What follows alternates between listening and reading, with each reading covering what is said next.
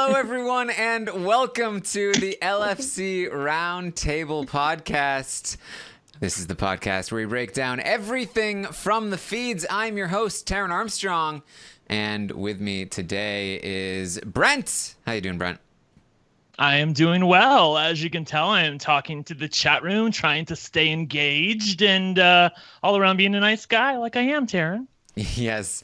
Rob was live accidentally for the Patron cast on YouTube.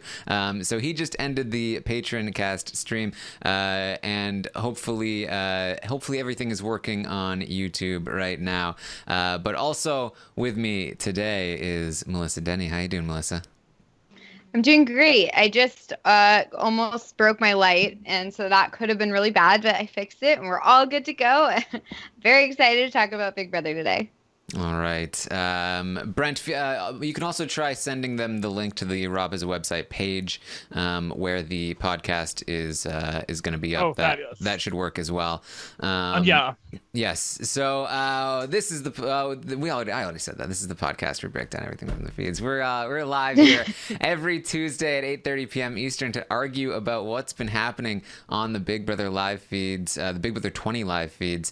We are on YouTube, Periscope, Facebook, and Twitch. You can send questions in to me at Armstrong Taryn if you want to. Yes, it sounds like from the RHAP page, the YouTube link is working. That's what I'm seeing in the chat. So indeed it is. Yes. Other people are saying so let's not just working, keep but stalling. yeah, what are you gonna do? This should. Okay, let me go look. Right? You know what? Exactly last week. Well, here's the thing: the actual video title updated from Patroncast to the live feed roundtable. However, the video itself, I'm looking at Edmo and Rob. So that's definitely not the right video. Rob. Yeah, I know, right? Mm-hmm. What's up, Edmo? When did Edmo change to Edward, by the way? Can somebody let me know that? I don't know. Right, just yeah, it looks like it's not. I mean, we've got viewers. We do have viewers, so I think it's working for some people. If for whatever reason YouTube is not working for you, you can go to twitch.tv/RHAP. And we are live there. The link was also Rob's Twitter account tweeted out the Periscope link if you want to find it there. I'm talking to people who can't hear me, actually, so I don't know why. Oh boy, we're literally just talking to no one. We're just hanging out, guys. Just hanging out. Hearing talks in the forest, and no one's around to hear it. All right, some people are saying if you reload, it works. All right. Oh, sorry for the difficulties here, but hopefully there are people in the chat that can help others out in terms of trying to get the views. All right, but we need to move on for the poor audio listeners who. They're like, oh my God. Suffered through. They're like, this is why you don't buy the first round. This is why you wait for months for them to iron out the bugs. Oh gosh. All right. So let's see. We are here to talk about this week in Big Brother 20, and it has been a fun week. You know, we did lose Kaitlyn. That was a sad thing. That's a lot of this. The source of a lot of drama in the house is gone, but it's still been a fun week, right, Brent? Yes, and I do like it that Tyler, being the fan that he is, realizes that. He was talking to the live feeders, which is something that he does not do very often, talking to the live feeders yesterday, I believe, and was like, so I hope you guys like me. And by the way, I bet it's pretty boring since Kaitlyn left, right? Sorry about that. So like he's aware of the fact that Kaitlyn was the cause of a lot of excitement. And as we say in the fan community, Team Good Feeds, I'm sure Tyler is a fan of Team Good Feeds. And he realizes that Kaitlyn was definitely a catalyst for that. And now she's gone. Yes, very unfortunate. Melissa, how have you been enjoying the week? Yeah, you know, it was the mourning period trying to get over the fact that we lost Kaitlyn. I was very sad about that. She was a great character and I loved watching her. and all the chaos that she caused. But, you know, other people are seemingly just ready to take her place, and they're willing to stir up their own chaos this week. A lot of unexpected twists and turns this week. I didn't really expect the target this week to be the target this week. That was really, I mean, if you look at our stock watch from last week and then you look at what's going to be our stock watch this week, I have a feeling it's going to be very different. Yes, I think we're in for some major changes and some major crashes. I'm very excited to see the changes to the stock watch this week, and also to the other bonus questions, and we also have some additional statistics from Christina Z's stat page thing. Very cool stuff. So tune in for all of that. But let's talk about this week. Obviously, on Thursday night we saw Kaitlyn evicted with a 9-1 vote, and then she lost the competition to get back in, the gimme competition. It's been talked to death, but I still can't get over this. This moment will surely go down as a legendary moment in Big Brother history. I still am in disbelief that this happened, Brent. They, in hindsight, in fact, I don't know if more time would have helped, because it looked like she was panicking. I think that they really just underestimated how things start to look all the same when the pressure is on. And also, I don't think that voice was helping, the countdown voice that was like 2 minutes remaining, 1 minute, 30 seconds remaining. That freaked me out. Every time I heard that, I was getting panicky for her. I think if that would have started at maybe like the 45-second point, that would have been good, and maybe she would have panicked less, because it did seem to me that that's when the panic started. And I don't know that you can replicate something like that when you're having a bunch of interns do the puzzle. Also, it would have been helpful. I mean, not for nothing, but they could have helped her in the interim. They went to commercial break. She went upstairs to get ready. They could have said, Kaitlyn, you have a couple different options. After you put this through, you can, study the puzzle right now. You can work it out on the floor. You can try it upright if you want to. As long as you get it up before the buzzer, you're good. I think they could have said that to her. That would have been great. But in the end, I mean, it was just her incompetence that caused this, and some really ill-thought planning on the part of production. Yeah, it's funny, because when I heard the announcer saying, like, you have this much time left, that made me feel more confident. And I was like, oh, she still has a whole minute left, and she's got nothing left to do. She's got a whole minute. She's got this so easily. But when she heard a minute left, she was like, let me just sit down for a sec and not do anything. I was just totally shocked with this whole situation. I don't understand why they needed to have a challenge or even just a chance to come back in the house. Like, why couldn't they have just said, this is a bonus life, you get to come back in the house? Like, I don't see why they put anything to chance when the whole point of it was to bring whoever it was back in the game and give them a bonus life. I mean, that's what they thought that this puzzle was doing, but like, why not just give them that life? Like, why do you need this dumb, stupid puzzle? They wanted their cake, and they wanted to eat it as well. They wanted to both get the person back in and also have that tense moment where it's like, are they gonna get back in? And they got nothing. Yes, they flew too close to the sun, and they lost Kaitlyn. So it's just how things go.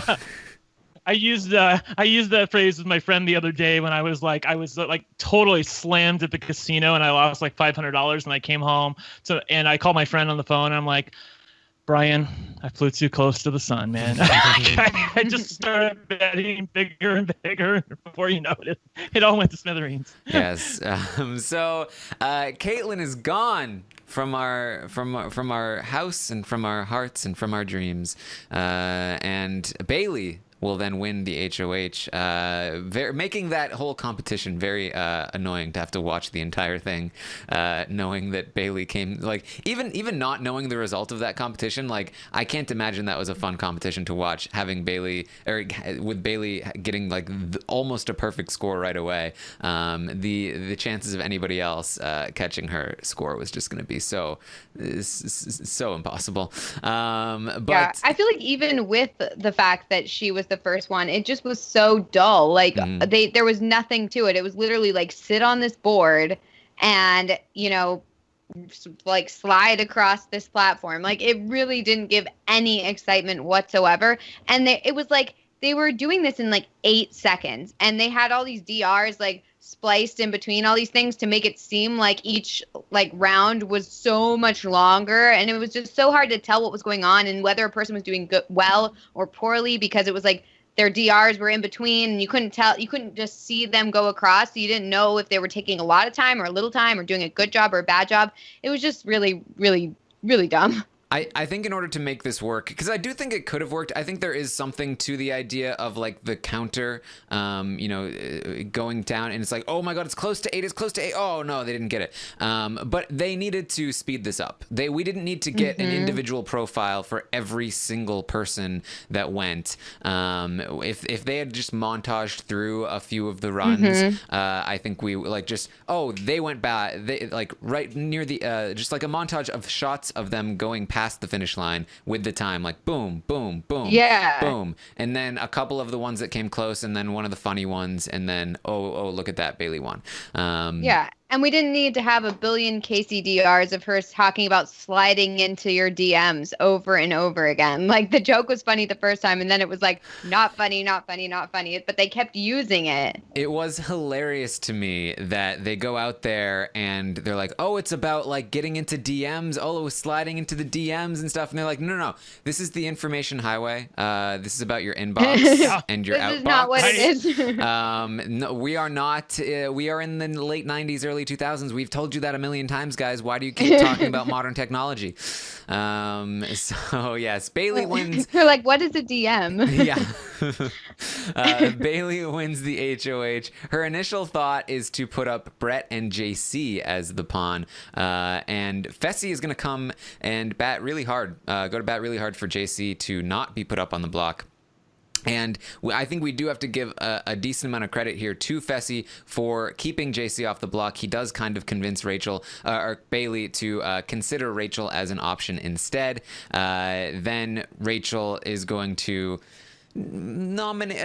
volunteer, essentially. She's going to have a conversation with Bayleigh. A lot of people are kind of wondering where this came from. They don't understand the conversation. It basically went like this. Bayleigh was talking about putting Rachel up as a pawn. Rachel didn't want that to happen. They were discussing options in terms of who would be the renom, what would happen there. Bayleigh was saying, well, it would probably be Scottie. If I put you up, then I would use the veto on you, and then I'd put Scottie up on the block. And Rachel was like, that's exactly what I want. Then it would make sense for me to go on the block.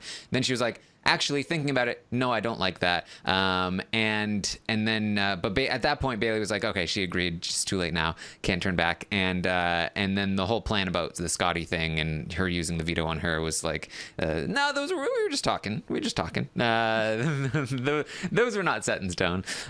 So that kind of, Rachel ends up volunteering. And also in this conversation, Bayleigh is going to tell Rachel about her power, how it works, that she has one. And everything along those lines. And Rachel, of course, is going to run and tell Angela that. So the power knowledge is starting to spread, and the nominees are locked in here: Brett and Rachel.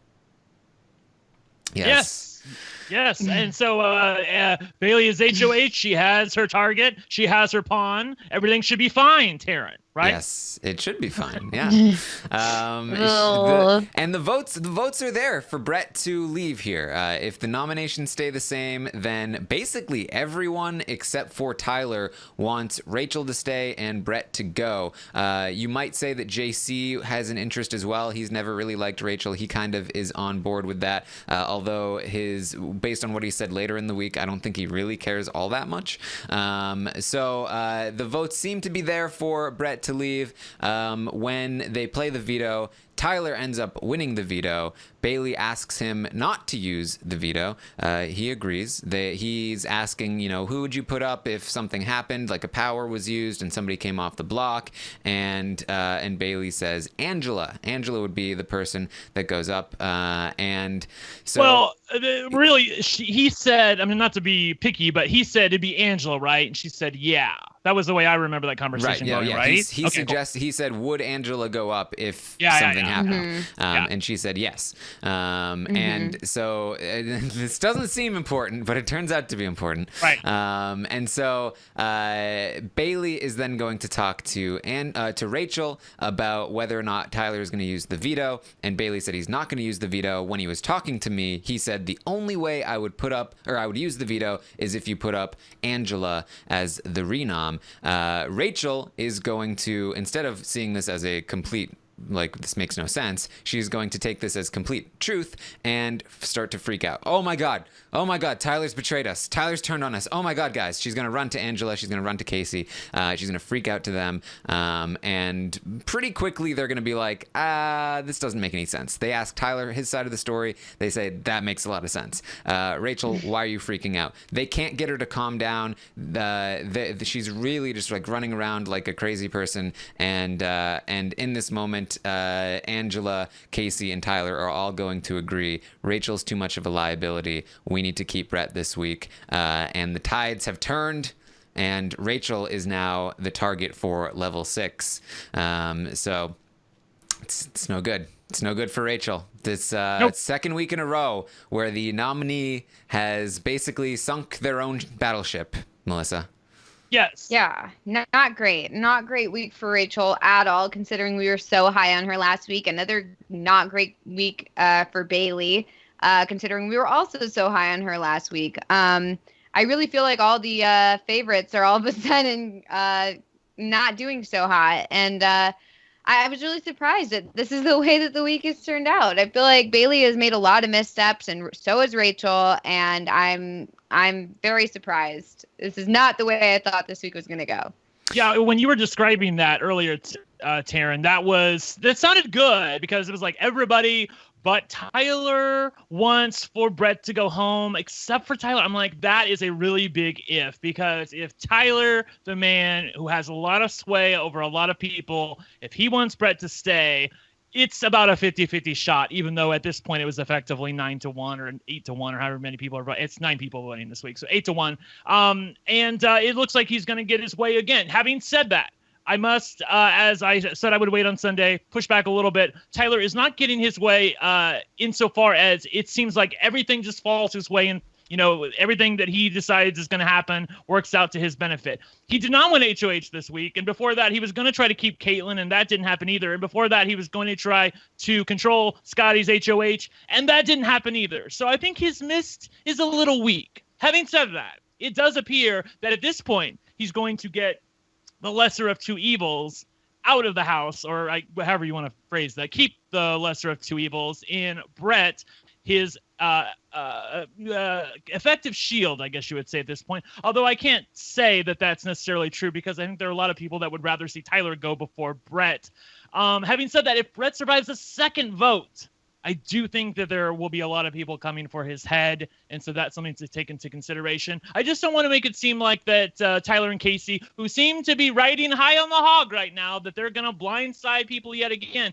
Actually, I think that's a really bad play for them to blindside them. I think that they would get a lot further if they tried to get everybody on board with the let's keep Brett and Rachel as an absolute wild card plan, because in doing so, then Bayleigh's antennas are not up. They know she has a power. She could do something with that power next week. And I really think that they're playing this badly right now to say, you know what, we're going to blindside them yet again. Because if they are blindsided yet again, after they just made this alliance called the Hive, I have to believe that they are going to figure out who is against them and who is for them. I mean, Bayleigh, even though you would think, I would just say this, that even though Bayleigh has said that, I'll give you permission to vote however you want, I don't really care who goes home. It is one thing to say that. It is another thing to then allow her to think who is going to go home, and then blindside her and all of her allies. I do not like this plan from the level 6, level 4 people, whatever the hell. And I really think that they should rethink it. I'm hoping that cooler heads prevail in Kaycee and Angela, and they decide, you know what, we've got to tell Bayleigh. We cannot go against her at this point. For a couple reasons. They have, Bayleigh trusts them. If they totally just screw her over here without telling her what's going on, she's not going to feel great about them moving forward. And I think a lot of people are misplaying this week. I mean, I definitely, well, sorry, I just was going to say, I think that for Kaycee and Angela, yeah, I think that this is not the way they should play it because, Tyler and the boys voting that way, that's one thing. But these girls are supposed to have like an understanding that if there's ever a girl and a guy on the block, they're going to keep the girl. And then they're not going to do that. And I feel like that gives up any sort of possible standing they had in an all-girls alliance. And it will let everybody know that they're against them. And it really starts to hopefully form a picture in their minds as to like, oh, this is the group that's been voting against us every week. This is why we're not getting our way every week. So I mean, who knows at this point? Because I feel like they're such idiots sometimes that they like literally cannot figure out that there's been a group working together this whole time. And like, it's so obvious to us on the outside, but hopefully this week is the week that they finally like see what's going on. And I think that that's not going to go well for Angela and Kaycee, but not as bad for the guys. Yeah, I do see what you're saying, Brent. But there is another aspect of this, which is that those two women in particular, Angela and Kaycee, are currently being targeted by the majority of the Faute side already. So it's not like they have a lot to lose in terms of like necessarily losing anybody's trust. Most of the people, Scottie, Bayleigh, if she used the power, Fessy, they would all put up those two women, or a combination of those two women and Rachel, because they think Rachel's going to stay, if Rachel stayed. And so I don't think they actually lose a whole lot by lying to Bayleigh. Obviously, I just think here's the thing, I hear you on that, but I just think it's hard. Even once you undo trust, it's really hard to remake it. And I don't know that this is a good idea. Look, maybe one of them will be put on the block. Maybe two of them will be put on the block. But one of them is going to stay, and one of them is going to have to work with Bayleigh going on down the line. If she stays in the house and doesn't get herself backdoored, we can talk about that later. But I think that they should say something to her sooner than later. I think it would be good for them if they could get everybody on board and try to continue to blur the lines a little bit. Because if Rachel goes home, right now they're talking about putting up Angela and Kaycee only because Bayleigh has said, well, you shouldn't target Rachel because she's really hard to be on the block as a pawn. Of course, what she's not telling them is that she knows about her power. And so that's why they're going to target Angela and Kaycee. Having said that, if Rachel goes home, all of a sudden the target on Angela and Kaycee gets a lot smaller, and the target on Tyler and Brett, to me, gets a lot bigger. So that is why I think that they should out what's happening. Maybe Wednesday night. I don't know. Yeah, no, I agree. I think that the plan, and they've discussed back and forth what they should do, as I talked about this morning, should be to go to Bayleigh last minute. They have to be very careful, because if Rachel finds out that they've turned on her before she's evicted, she's got a lot of information on them that could really sink them, much more so that could damage them a lot more so than blindsiding Bayleigh and explaining to her afterward, like, oh, this is why we did it. So I'd actually lean more toward, if you don't feel like you can find Bayleigh beforehand and talk to her without blowing that up to Rachel, then just try to explain it afterward, because I think the worst case scenario is Rachel finds out you've turned on her and she says, oh my God, Bayleigh, they're saying this. Well, we've been in an alliance called Level 6 from day one, and they've been, so on and so forth. So I think that it's a tricky line to walk here. And right. Honestly, I think, have a feeling if they blindside her, like either way, I think that's total possibility that Rachel reveals this information come Thursday. Like, I think she could. Like, if she feels blindsided and she's walking out the door, I think she could say something. I don't know about that. I think that if it's a vote of 5-4, she won't know who those votes are, and there's not usually enough time to, like, she'll be in shock. She'll be like, what just happened? I'm sure the level 6 people will be like, oh. And then, Scottie voted against her. Exactly. She's going to think, oh my God, it was Scottie and Fessy. Like, they somehow flipped the votes on me. And she'll just, like, you need to kind of be prepared. And we've never really seen anybody blow up, stuff post, being blindsided, because you're kind of in shock in that moment. Right. The closest we came was like Meech when she was on the block and was like, fine, if you guys want to vote me out, fine. But she never really revealed anything that everybody didn't already know. Yeah. And then also, of course, like, the part of you is thinking, like, what if I'm not actually leaving? What if I come back into the house? There are always reasons to not right. really. She's convinced herself that maybe there's a jury buyback right now, even though they're not at jury yet. She's in the worst spot possible. I have to say, I do feel badly for Rachel. I told Rob that I was really bitter that we didn't get Jackie on the podcast sooner than later because her girl's about to go home. And she's in the spot where she doesn't have a chance at the bonus life. But she also doesn't have a chance for the jury buyback. She's not going to be on the jury. She's in that Frank spot from BB18. And that really, really sucks for her. So, she has no one to blame but herself. A couple of things I wanted to say.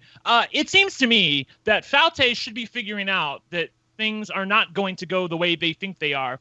And why is that? Because the person that everybody just assumes is going to be unanimous and is going home has not, to my eye, really been fighting for their votes. I mean, when he was in trouble last week, he was going, or was it last week or the week before when Scottie was in power? So he was going to Rockstar. He was going to everybody. He was nervous. He wanted to make sure he tried. But this week, when everybody assumes it's unanimous, he's not even fighting. I know that he asked Haleigh for a sympathy vote. I think he had a little conversation with Scottie. But other than that, it has been radio silence on his part. You have to think to yourself. Brett is a self-interested player. He wants to remain in the game. He would try to stay in the game if he thought he was definitely going home. He hasn't come to me. He hasn't come to you either.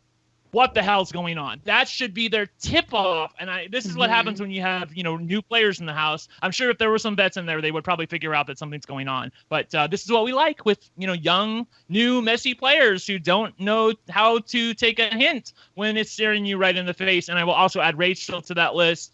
Her inability to read her own allies at this point, I think, should be a major indictment of her game. And I'm really, really disappointed in her. She could have done so many things different this week. Taryn, I know it's so easy to say looking back, but she should have realized that, this is not the time for me to be on the block. Above anything, I need to make sure that I'm off the block. When Bayleigh does the stupid thing and reveals her power to her, she should take about 15 minutes to herself, not tell Angela, go right back to Bayleigh and say, I thought about it. I don't want to be on the block. And if Bayleigh doesn't give her what she wants to hear, she needs to say, look, I'm not trying to be a bitch here, but if you put me on the block, I'm going to reveal your power to everybody. So as long as you don't put me on the block, I'm going to keep it quiet, and you need to put up JC. I don't know if Bayleigh would have responded to that, but it would have been a lot better than what she did right now, which is basically taking Chen, hope for the best, and now she's walking out the door. Yeah, honestly, and she could have done any number of things differently, other than saying, "No, that makes sense. I should go on the way." It's really just she should have not said any of those things. Should be noted here that one of the things on Christina Z's statistics presentation is the average rating that we have given each house guest over the course of the last 4 weeks. Rachel was the person that Brent has rated the most highly over anyone throughout the entire season. Rachel is the number one for Brent. Number two. Oh, well, I gotta write it again. Yes. Number two is Bayleigh. So really, wow, Brent's having a really good week. Really great work. Really great week for Brent. Yes, that's Brent's number two. On that note, I'm going. I feel like I'm lagging a little bit, so I'm going to step out and then come back in. But I'll be right back. All right. So ultimately, Tyler does not use the veto as Melissa just takes over the screen from Brent.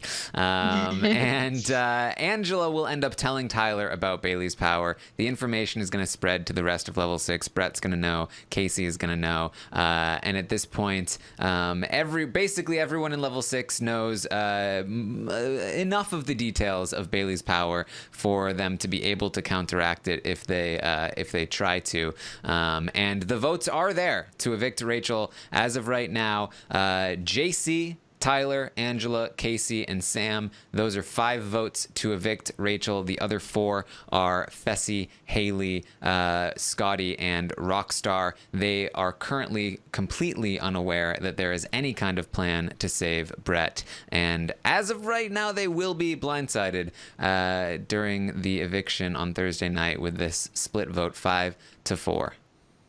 Yeah, not great. Well, I mean, I guess it is pretty great. It'll make for good drama, but not good for Faute. Once again, they're on the wrong side of the vote, literally every week. You'd think they'd start to get it by now, but, you know, who knows? They're really not doing so great. No, not the greatest. And that is one of the things, you know, Brent, you were talking about how Tyler has not been able to necessarily control the nominations, but every single week, it's basically been Level 6 has been unable to influence the nominations, but they have controlled the vote every single week. And almost every single week, Faute has been blindsided, except for the one week where Level 6 decided they actually wanted the same thing as Faute, right, because Kaitlyn was just such a liability. So Level 6 is theoretically in control of the vote here. Obviously, JC to me remains a little bit of a wild card. I do believe he'll ultimately vote to evict Rachel, but I do think he's nervous about it. He's definitely, he doesn't want to get caught. He's expressed concern that Fessy will catch him in this vote. The plan is for him to blame Scottie, and Brett has been hanging out with Scottie a lot in order to set that up. But it's kind of I think there's a small chance that JC backs out of this, even though I do think it's more likely he votes Rachel out. He's never liked Rachel. I don't think he wants to piss off Tyler or anyone else. But I sense a little bit of nervousness in him about this vote. Yeah, well, it's really one thing. Interesting. It's one thing to, cast a hinky vote like he did last week when no one is suspecting you because you've been campaigning against Kaitlyn all week. And to my eye, no one really has suspected JC of being that hinky vote last week. They all think it was Rachel or maybe Tyler or maybe Scottie. So that is one thing. But it's another thing when you're on the precipice of a 5-4 vote. Both sides are expecting that you vote with him. But the one thing that I think might save him at this point is that no one on the Faute side thinks it's not unanimous. I mean, they believe it's unanimous. So they're not really worried about anybody's votes. If they thought there was a chance, oh my God, Brett might actually stay, we might actually not know what's going on here, I think they would instantly go to JC and be like, you cannot turn on us here. Fessy would be like, you cannot turn on us here. And at that point, that's where the rubber meets the road. And he would have to make a decision about what he wants to do. But I think as things stand right now, as long as they are completely in the dark about anything happening, I think that he's going to be fine. Yeah. All right. So that's basically the week so far. Let's talk about the state of the house here. The sides are still there, but there are some more kind of things in the middle. Yes, the chat is commenting. This week, Melissa's fine, and Brent seems to be the one who needs All right. I'm just going to restart the whole damn thing. I'll be right back. Okay. I transferred it to him. Yeah, she transferred the virus.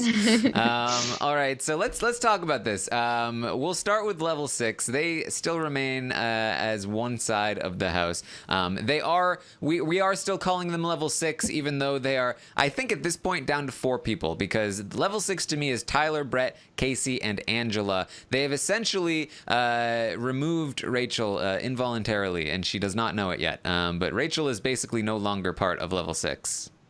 I feel like this is a bad move for Angela. Like, Rachel was her supposedly number one. They were going to go to the end together. They had a final 2 deal. I feel like it's strange to me how she just so immediately, without any hesitation, turned on her and then was saying, like, she's so annoying. She gets on my nerves. I can't wait to get her out. And it's like, where did this come from? Literally 5 minutes ago, you guys were saying, like, oh, my God, I love you. We're, like, final 2 together. I can't believe you're revealing this information to me, blah, blah, blah.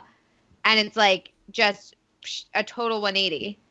Yeah, it's because she had the nerve to question Tyler and to like have this dissent among the ranks. I think part of it for Angela is that she was legitimately convinced by what Rachel was saying at first. When Rachel went to Angela and said, "Tyler's turned on us. He told me that he wanted to get you on the block." Angela at first believed it, and then they were both kind of freaking out, and Kaycee had to kind of talk them both off the ledge. At which point Angela was like, "You're right. That doesn't make any sense." And I think she's worried that like Rachel is just going to continue to be this destabilizing force, whereas Brett is a reliable, guy. Like he's not going to be freaking out. He's a steady ally, and he's also a much bigger target ahead of them. There is another third kind of benefit to it, which is that she is kind of seen as a pair with Rachel, and the three of them, Angela, Kaycee, and Rachel, are seen as a trio, and that's very threatening. And so getting Rachel out does kind of lower their threat level to some degree,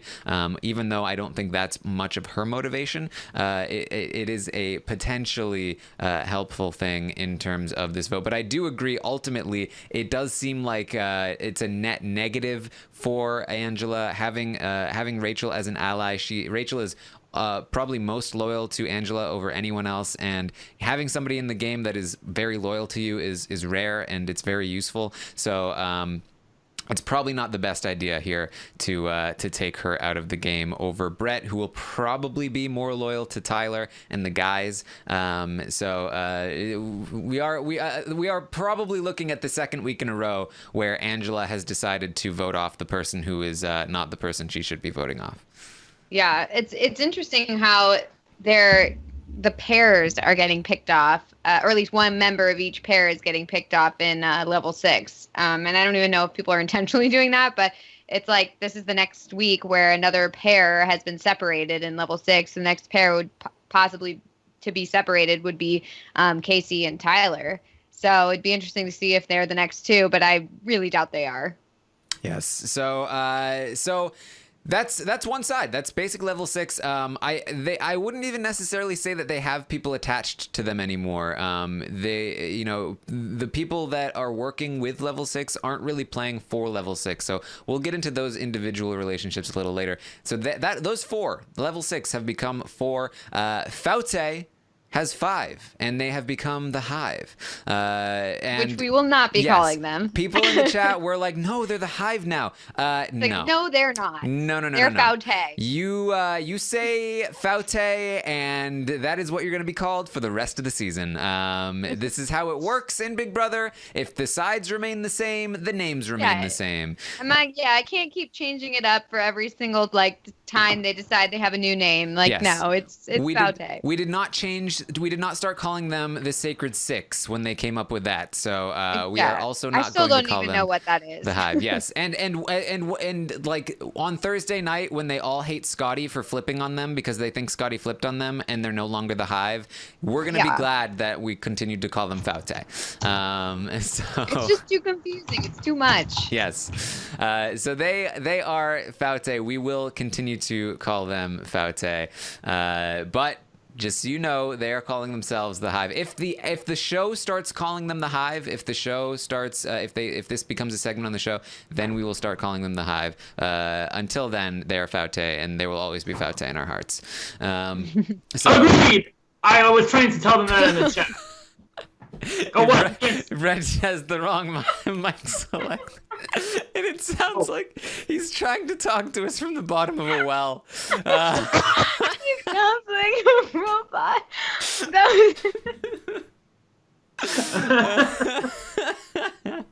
One memento. Startling, to say the least.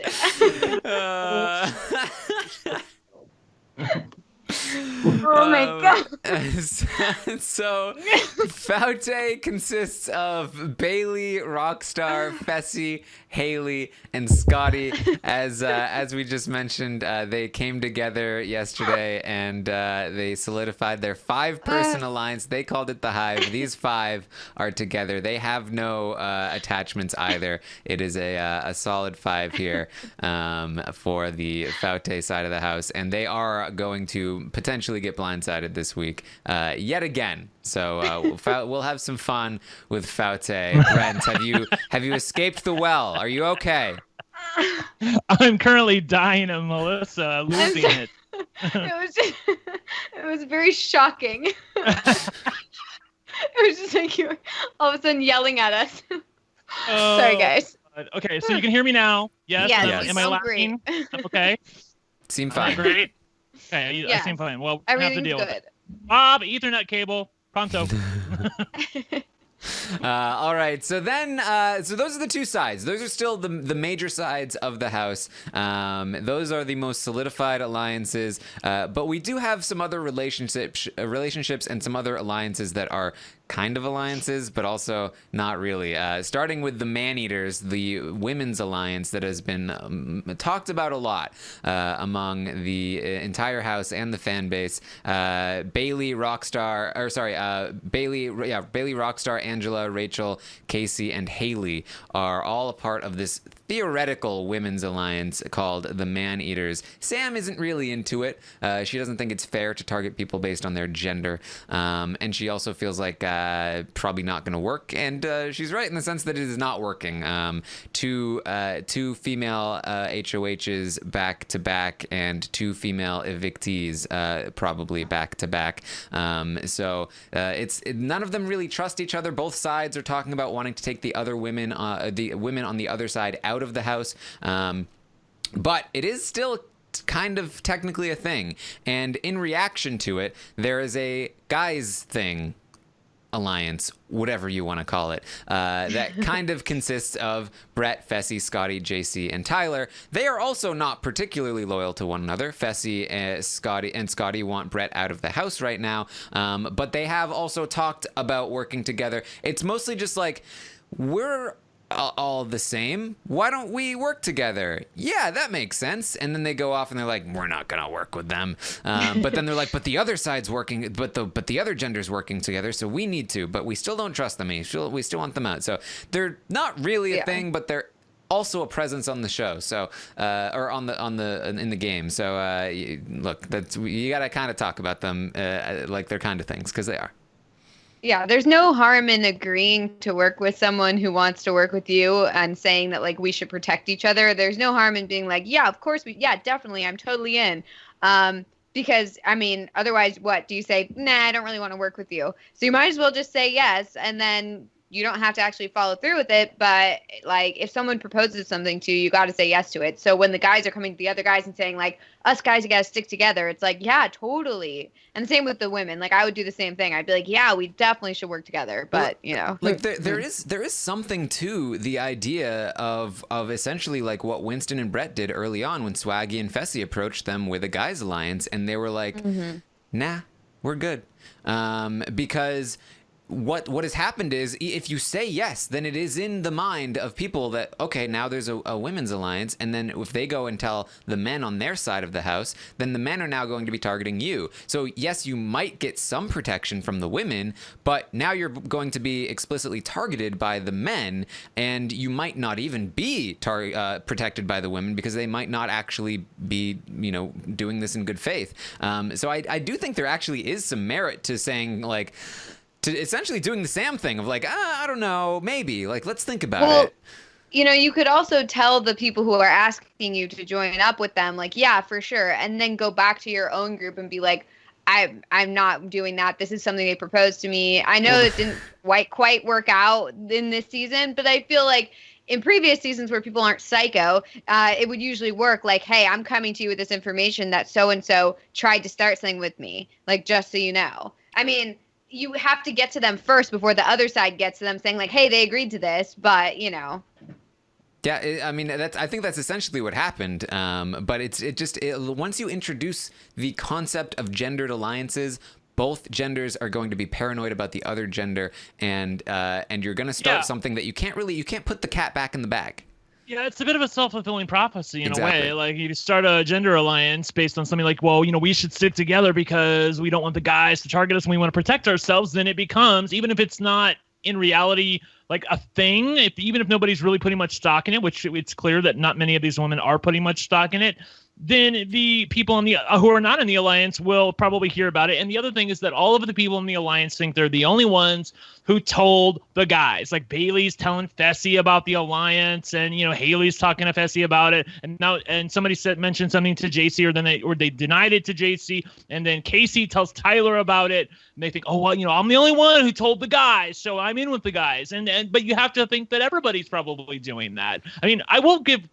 This is only tangentially related, but I will give credit to the people of level 6 that they haven't outed themselves to anybody. They're in an alliance now. I know they're going to be reduced to level 4, but they have been able to evade everybody's radar. And even though Kaitlyn was able to effectively pick out all 6 people who are in it, if you watch the episode with Ross and Marissa on the block, they said there's an alliance called Level 6. Who do you think is part of it?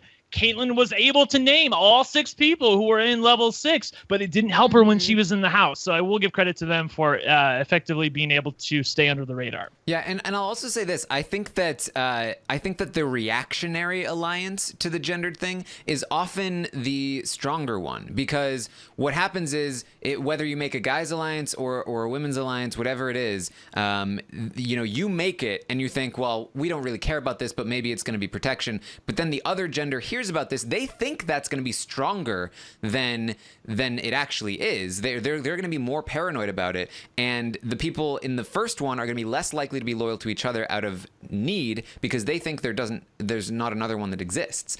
Whereas the reactionary alliance thinks, well, we need to band together because there is another gendered alliance that does exist, and so they're probably going to be more loyal to each other and probably going to be the ones that benefit the most from a gendered split. So I just think in general, if you're like, there's nothing wrong with an all gender alliance, but it needs to be people who you actually have a relationship with and trust. Otherwise, I do think that this could be a net negative for your game, unless it's a reactionary one, in which case it's you kind of have to, you're forced into that.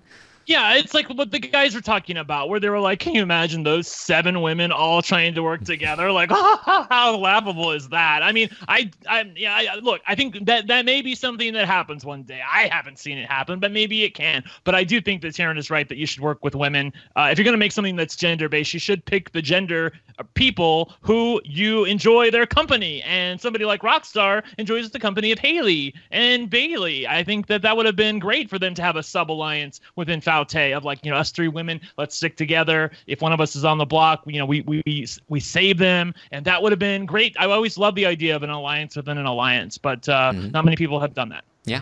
I mean, if it had been like Kaycee, Angela, Rachel, and they pull in Sam as I think Sam would have been fine with that if they didn't pitch it to her as a women's alliance, but as a 4 of us girls, we're hanging together. I think that would have worked, and it could have been good. So I like your girl impression, Taryn. 4 of us girls just hanging. 4 of us girls. It's Taryn impression, I must say. So that's the man-eaters and the guys thing. We also have a bit of a trio here that is a little bit under the radar. Tyler, Kaycee, and Sam. Sam has expressed her love for Tyler and Kaycee above all others in the house. Tyler and Kaycee have expressed that they want to take Sam as far as they can in the game. This is potentially going to be one of the stronger trios in the house, just based on their skill in the game and their loyalty to one another. I don't think Tyler has any reason to betray the other 2 anytime soon, and nobody's really on to the fact that this is potentially a trio. So this is definitely a group to watch out for. It's just something else that, I will agree with you on this. There have been a few things that have fallen into Tyler's lap, and this is another one. I mean, maybe it's his relationship with Sam. He was able to save her during the first week and when she was probably going home. Although I will say that she had a bargaining chip in that whole negotiation because of her bonus life. And, it's just another thing that Tyler needs. Tyler knows where all the powers are. He basically knows all about them, and now he has somebody who's basically like, just use me as a tool. Anything to further you guys. I'll do whatever I can for you. So just what he needs. I'm with you on like things have broken Tyler's way, but I would not include this as one of them. I think Tyler is one of the few people that put in a lot of work with Sam, especially early on, and he's continued to put in work with her to maintain that relationship. And Kaycee is obviously the same deal. And I wouldn't even necessarily say that Sam is the best ally in the world. He wasn't even able to, talk to her about her nominations. So she is another kind of person where, like, normally you'd have somebody like that that's a Victoria that you could just control, but Sam is like, similarly to Kaitlyn, going to be a bit of a wild card in terms of what she does, and he has to be very careful about how he moves her piece on the board. I agree. I think that if she gets HOH this coming week, I don't see her targeting Bayleigh, even if they tell her about the power. I think that she's going to want to target Haleigh and Rockstar. And so that might be a way that Bayleigh can avoid being backdoored. I wanted to say something while we were talking about Two Sides of the House, and of course I was absent for much of that because of my crappy internet, that this is a really important week. And I tweeted about this, but you guys need to understand the ramifications of the next HOH competition, because after Bayleigh, whoever goes home, let's just assume it's Rachel. It's going to be Rachel, one way or the other. It just depends on whether or not it's unanimous or 5-4. Rachel's going to go home. Brett's going to remain in the house. And there's going to be 11 people left. If an HOH comes from the Faute side of the house, then Bayleigh will not use her power, like Rockstar, Haleigh, Fessy, any of these people, even Scottie. If he says, I'm going to put up, Angela and whoever the hell, Kaycee, then she's not going to use her power. The game moves forward. One of them is likely going to go home from the level 6 side. It's certainly not going to be anybody from the Faute side or the Hive side. But when I say the Hive, I'm trying to include Scottie in that. And then once they're down to 10, they'll be safe. Bayleigh, I'm talking about, will be safe, because even at that point, if somebody from the level 6 side wins HOH, once they're down to 10, she puts up 2 people from the level 6 side. Even if she goes up as a backdoor replacement nominee, there are 7 people voting. The 4 people from Faute can save her. It would be a 4-3 vote to evict whoever is the level 6 person and keep Bayleigh in the house. So this is a big deal coming up about who wins HOH. If it's somebody from the Faute side, I think Bayleigh's going to be okay. If it's not somebody from the Faute side, depends on who it is. If it's somebody like Sam, I think she might have an out. If it's anybody else, I think she's probably screwed. And just to be on the lookout for that. I mean, another important point to talk about, though, is Tyler's power and how that might impact Bayleigh's power. Something that we don't know is what happens if, say it's down to final 10, and Bayleigh has the votes, even if she is the renom, and somebody from level 6 is HOH, and they go to nominate 2 people, and then Bayleigh interrupts that. She nominates 2 of her own people, and one of those people that she chooses to nominate is Tyler. But Tyler also, knowing that Bayleigh has the power, knowing that she'll probably nominate him, uses the cloud power, so Tyler is now safe. What happens then? Do the nominations try to go through and then Tyler is sitting on the cloud and so it doesn't work? Who issues a renomination if Bayleigh tries to nominate Tyler? Will they tell her you're not allowed to nominate Tyler and choose somebody else? Or will they allow her to, then allow the power to kick in, and then the HOH renoms, or maybe she, like, I don't think we know what happens in that case. Yeah, I don't know. I would assume that they would probably tell her, but on the other hand, I think that, like, they're going to want Tyler to have the moment where he's, like, literally, I always pictured him, like, in a cloud on the board, like he flies away or something. I think that would be fantastic. We need to have that. But I don't know. I don't know what they're going to do about this. I don't even know that they ever entertained. Again, this is something that I said on Twitter, and I will say it to now you. I'm praying somebody from Big Brother watches this show. Please make it like you did in the early days where the people are not allowed to talk about their power. You need to say to them, if you talk about this power, you will lose it and you risk being evicted. That's what Big Brother Canada does, and they always get a ton of bang for their buck when it comes to great TV face crack moments whenever there's a twist involved. But it's blowing up in their face on Big Brother US, and why is that? Because people know that it's coming. That's why the house guests weren't even shocked about Kaitlyn's chance to return to the game, because Sam had blabbed everybody about it. And I really do think they should go back to the old BB US, like even Boogie, when he got the coup d'etat, he couldn't even talk about it. I know he hinted about it, but he couldn't tell people about it. He couldn't talk about it, or they, quote unquote, would have taken it away from him. So I know there are some people out there who are campaigning for, no, it's better to let the house guests make mistakes and let the better players, use those mistakes. And I think that's a valid point. However, as I've often maintained on this show, this is not a game in a vacuum. It is a television show, and you want to have a great time watching it on your TV or your computer or wherever you watch it. And the fact that people know about these powers, I just think it really lessens the impact, and they need to rethink that. Yeah, I mean, it's an interesting thing to think about because, obviously they you're right. I think they do want the moment where somebody tries to nominate Tyler and then finds out that they can't live, just like what happened with Paul when Cody tried to nominate him. Like, they want that moment, right? Like, Tyler's power is a complete dud for television if the extent of it is a producer telling Bayleigh in the diary room, you're not allowed to do this. So, I would imagine that they want his name to come up or something along those lines, but then, guess what? Doesn't work. At which point, Bayleigh's is supposed to be anonymous, so it's hard to imagine that she would be able to issue the renom right then and there. I think, if I had to guess, this is what I think is going to happen. If she uses her power and Tyler knows that she's going to use her power, so he decides to dodge it with his power, I think she goes to the diary room, or maybe she just looks in a camera before the nominations and says, look, I'm going to activate my power. I'm going to, nominate Tyler and Brett, let's say. They would probably call her to the diary room and say, we need a third nomination because one of those two people has a power that may impact your ability, and so you're going to have to name a third nomination just in case one of them does. And if he uses the cloud power, then that third nominee probably goes up on the block. That's how I think it'll probably go. But they're definitely in uncharted territory right now, Taryn, and I can't tell you what's going to happen. Yeah, I mean, at this point, I think what they decide to do is the rules are definitely vague enough that it will be what they want to have happen.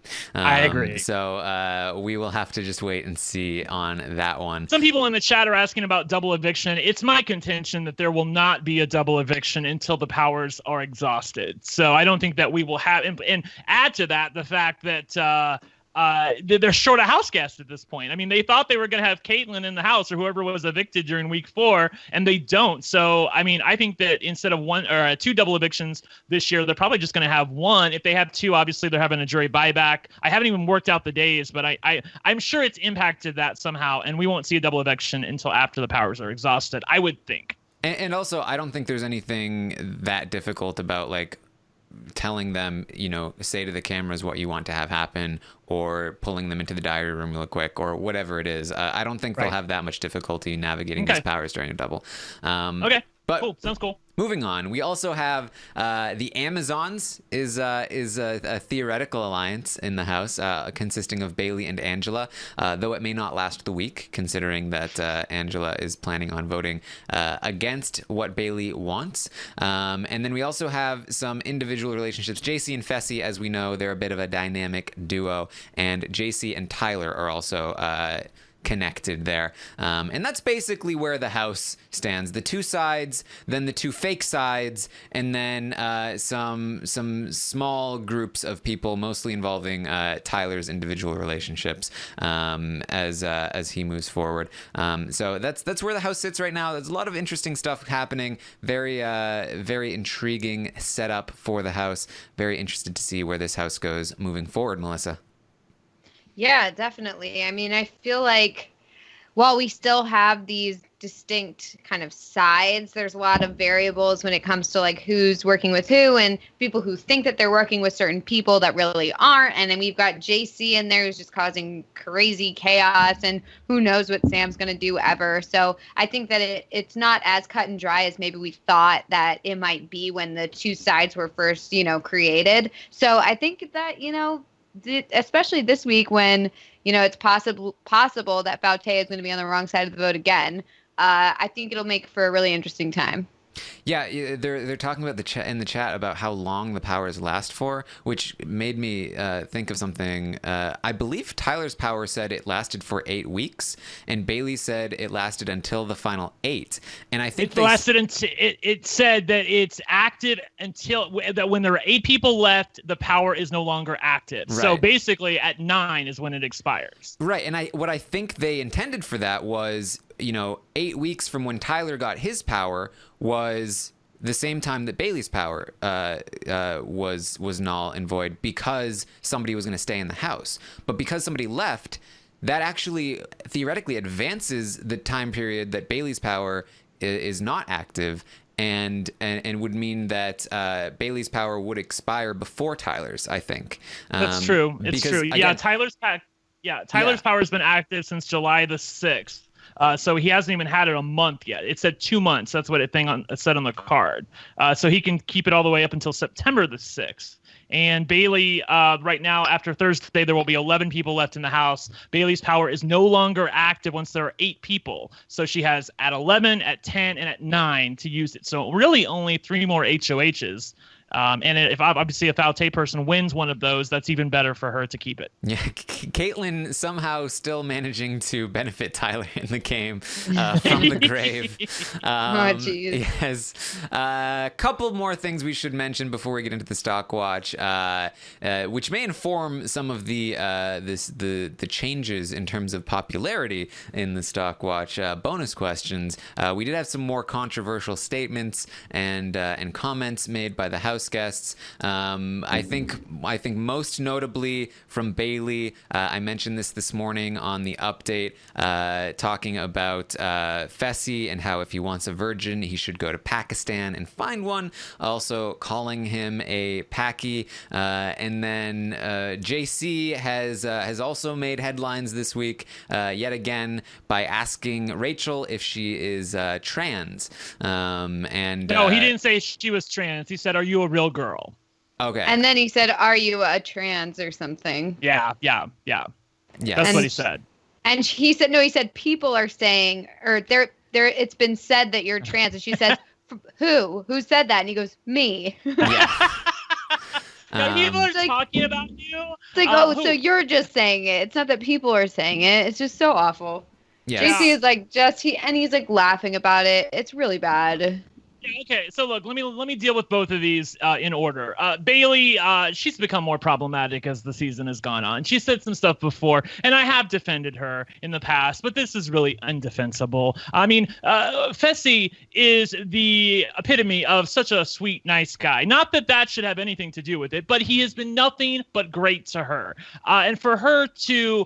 and it's clear she was talking about Muslims in this conversation because she was talking about Fessy. She said the word, well, that's what they do over there. You know, she went on to talk about Pakistanis and Pakis. And if he wants a virgin, that's what they do over there. I mean, first of all, if somebody had said that about somebody who was African-American and then later in the conversation said, that's just what they do, they would have had their head on a platter, and rightly so. So I cannot give her a pass on this one. That was a racist statement, and she should have to suffer the consequences for that. Honestly, I think it's pretty awful. I will also say, just as a quick aside, that she has said some stuff about JC that I know a lot of people take offense to. I will say this, that does not rise to the level of the same outrage as racism for me. That's just my personal opinion. Maybe you all can come for me on that. But I think part of the problem is that JC continues to he continues to maintain that he is not short. He's just 5 feet tall. He's not a dwarf.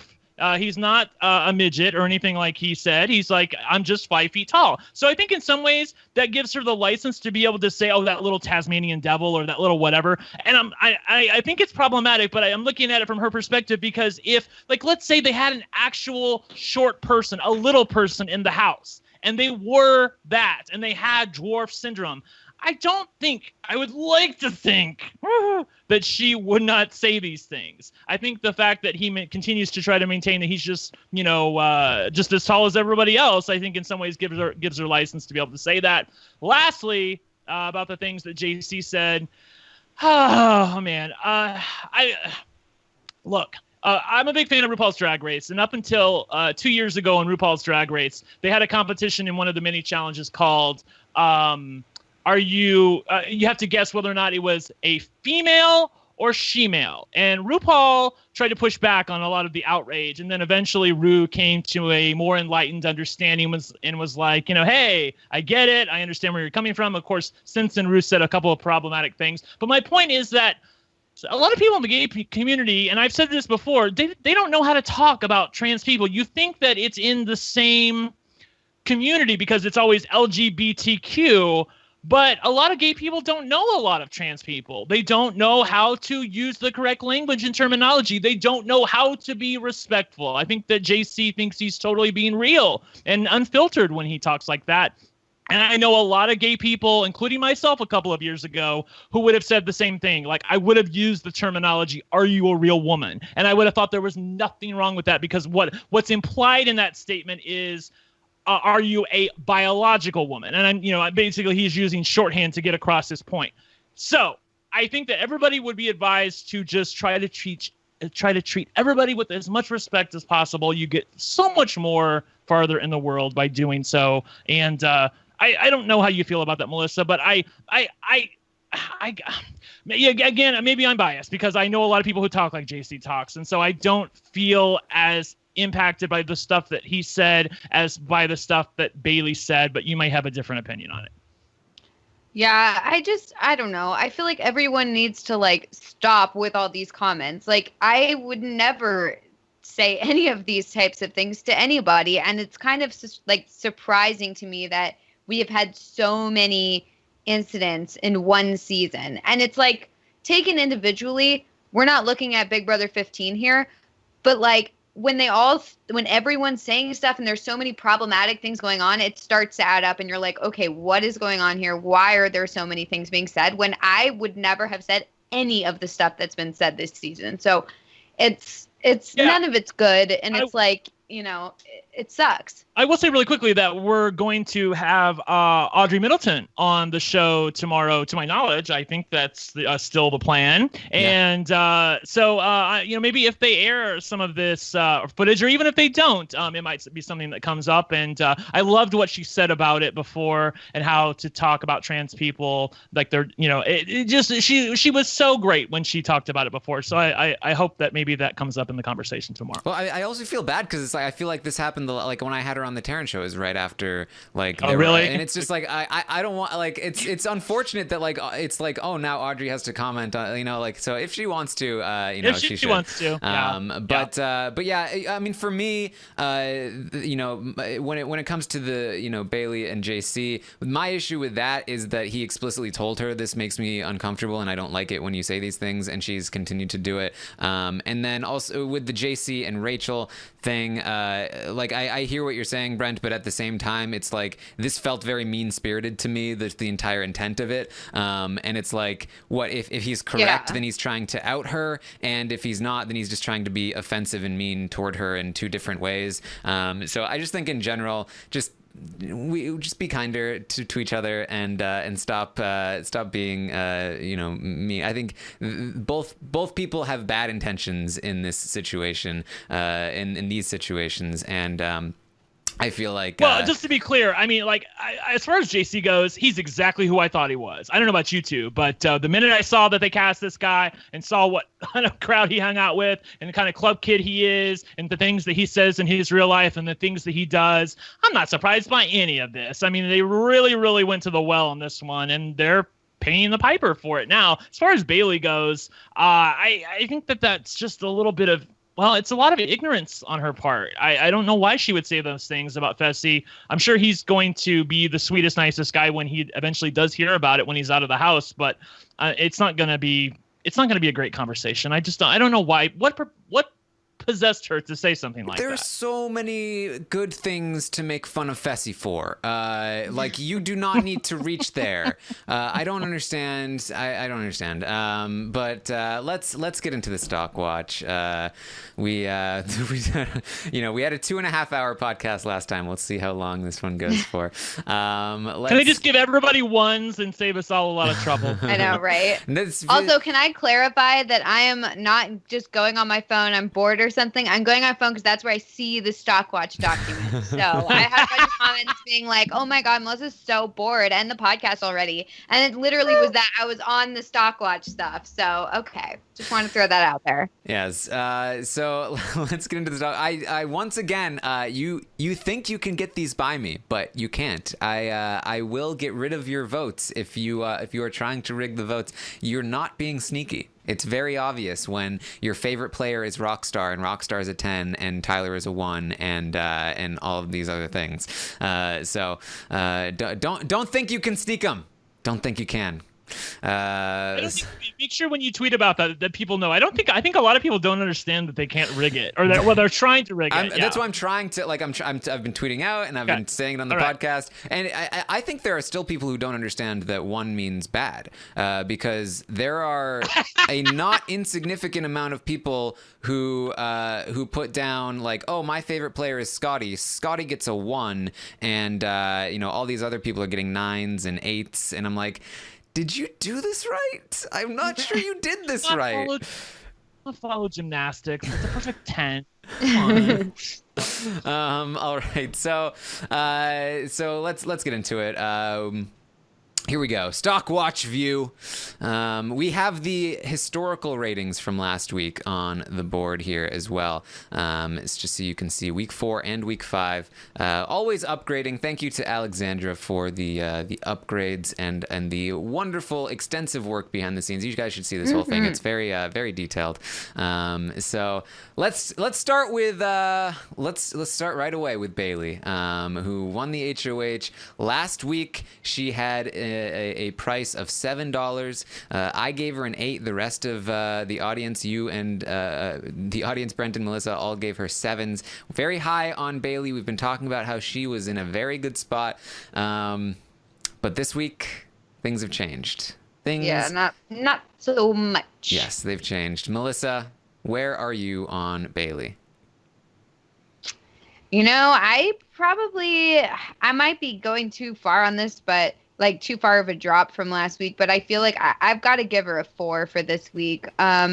She really, the only reason I want to give her lowered, like based solely off of her performance this week, but I feel like her past week, she was doing so well, and now all of a sudden it's bad, but like it's not as bad as some people who were already doing poorly. So she really just, she played this week so poorly. She, went and made people angry. She sits there and asks people to pledge their loyalty. She gave away the fact that she had a power. She told the wrong side of the house. Her target's not going home. Someone who was working with her or willing to work with her in Rachel is now probably out the door. Like, it's just not been a good week for her at all. And if anything, the fact that she gave away her power has now turned her power into some sort of backdoor thing where she's like automatically going to get backdoored when she uses it, because everybody's going to know that it was her that changed the nominations. So it's really not a good week for her. So yeah, I got to go down to a 4.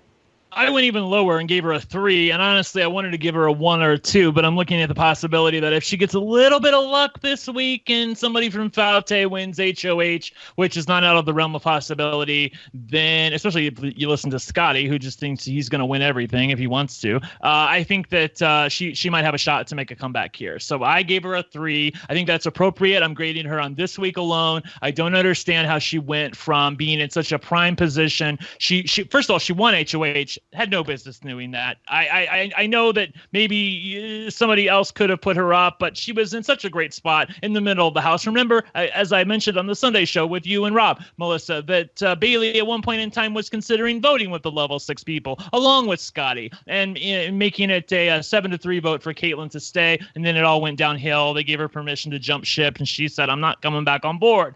So she was in a great position in the house, and then she won HOH, and it was just the epitome of somebody who shouldn't win HOH, who goes and does it, who plays it badly, who then tells somebody they have a power, puts that same person on the block. Why would you do that? I understand why she did it from a human point of view, but from a game point of view, it was so messy. And then has continued. And the worst part is that the person that she told the power to is herself an equally messy player, who then went and told everybody else about the power, and now neither one of them have any bargaining power whatsoever. So 3 it is. Yeah, I basically have the same logic there. If I was rating this, like, isolate everything else in terms of like just how much damage she did to her game, this is a 1 week. Like she did like such a dramatic drop from where she was before. She had everything going for her. She had a power. She was in between both sides. She had so many good relationships. She had just lucked into this great outcome for her where not only was Kaitlyn voted out, but Kaitlyn lost the competition to get back in. That's huge, and it was never supposed to happen. And she somehow managed to take all of that and just like throw it down the toilet and just flush and keep flushing and keep flushing. And then and she just wouldn't stop until her entire game was flushed down the toilet. That said, I do agree the logic is there. She, again, if this was Fessy and he played this poorly, I'd be giving him a 1. He's got no shot, but she does have a chance to bounce back. This is just 1 week. If she continues to play this poorly, then I would expect this to continue to go down, but I am going to give her a 3 this week. Considered a 2, but I do think that she's still in contention. She definitely rubbed a lot of people the wrong way this week, but she's not been a terrible player for long enough that people don't respect her and they wouldn't give her a vote if she lucked her way into the end.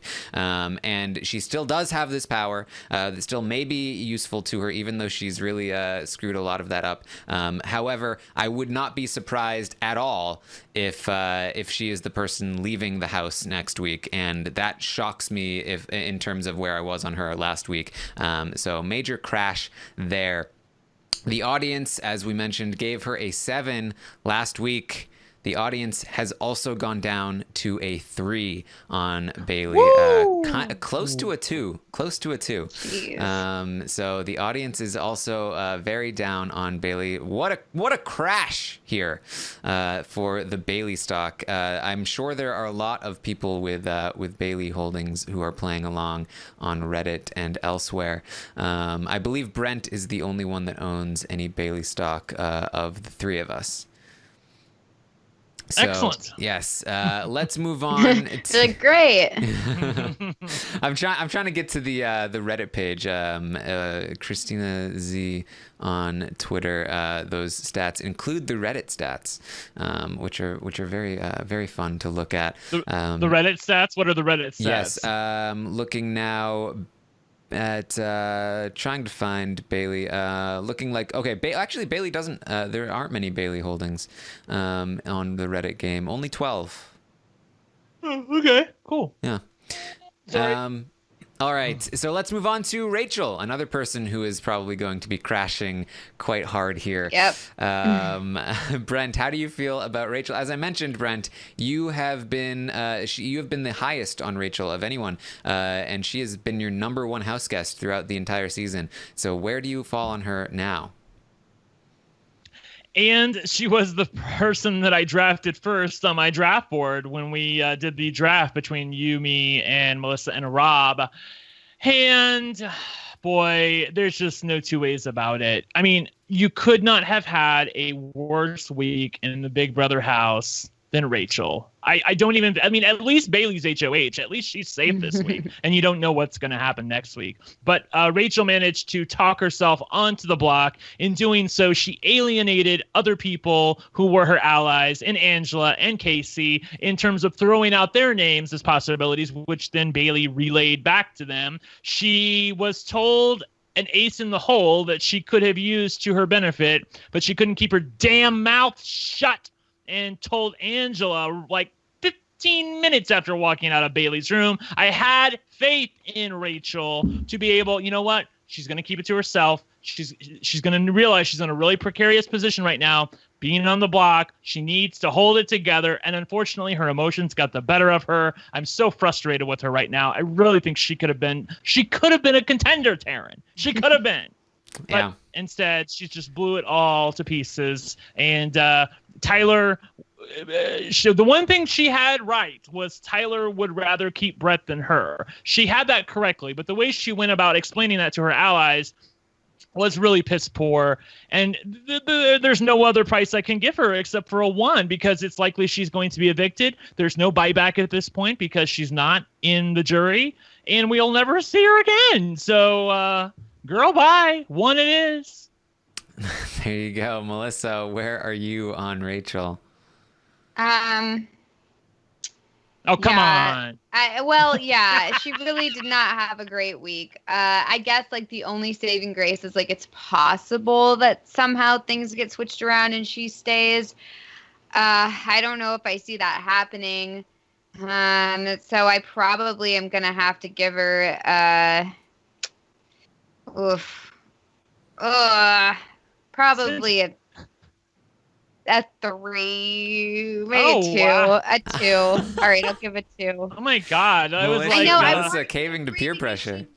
I want to give it 3 because she might stay. Wait, defend that to me. Well, What the is thing is that what is positive about her game this week? I don't think she played it that poorly. I think that if her allies were closer to her, it wouldn't have gone so poorly. But because her allies just didn't care and dropped her like a hot potato, like I think that's why it looks way worse. I don't think that she's such a bad player. I think that like her allies just didn't care about her, and I think that's where the problem is. But yeah, all right, fine, 2.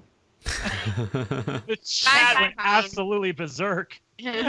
I am also gonna give a 2 here. A 1 is a rare instance. I gave Kaitlyn a 1 last week because I felt like there was no way Kaitlyn could ever conceivably bounce back, and I don't think that's true of Rachel. There is theoretically a position here where she manages to stay and manages to make her way down to the end. I could see her theoretically winning a jury vote if she won a bunch of competitions, something along those lines. It's very unlikely, though. I think she's completely tanked her game. I gave her a 6 last week. I'm down to a 2 this week, and that's just how I fall here on Rachel. Not good. The audience last week also gave her a 6, and this week also gave her a 2.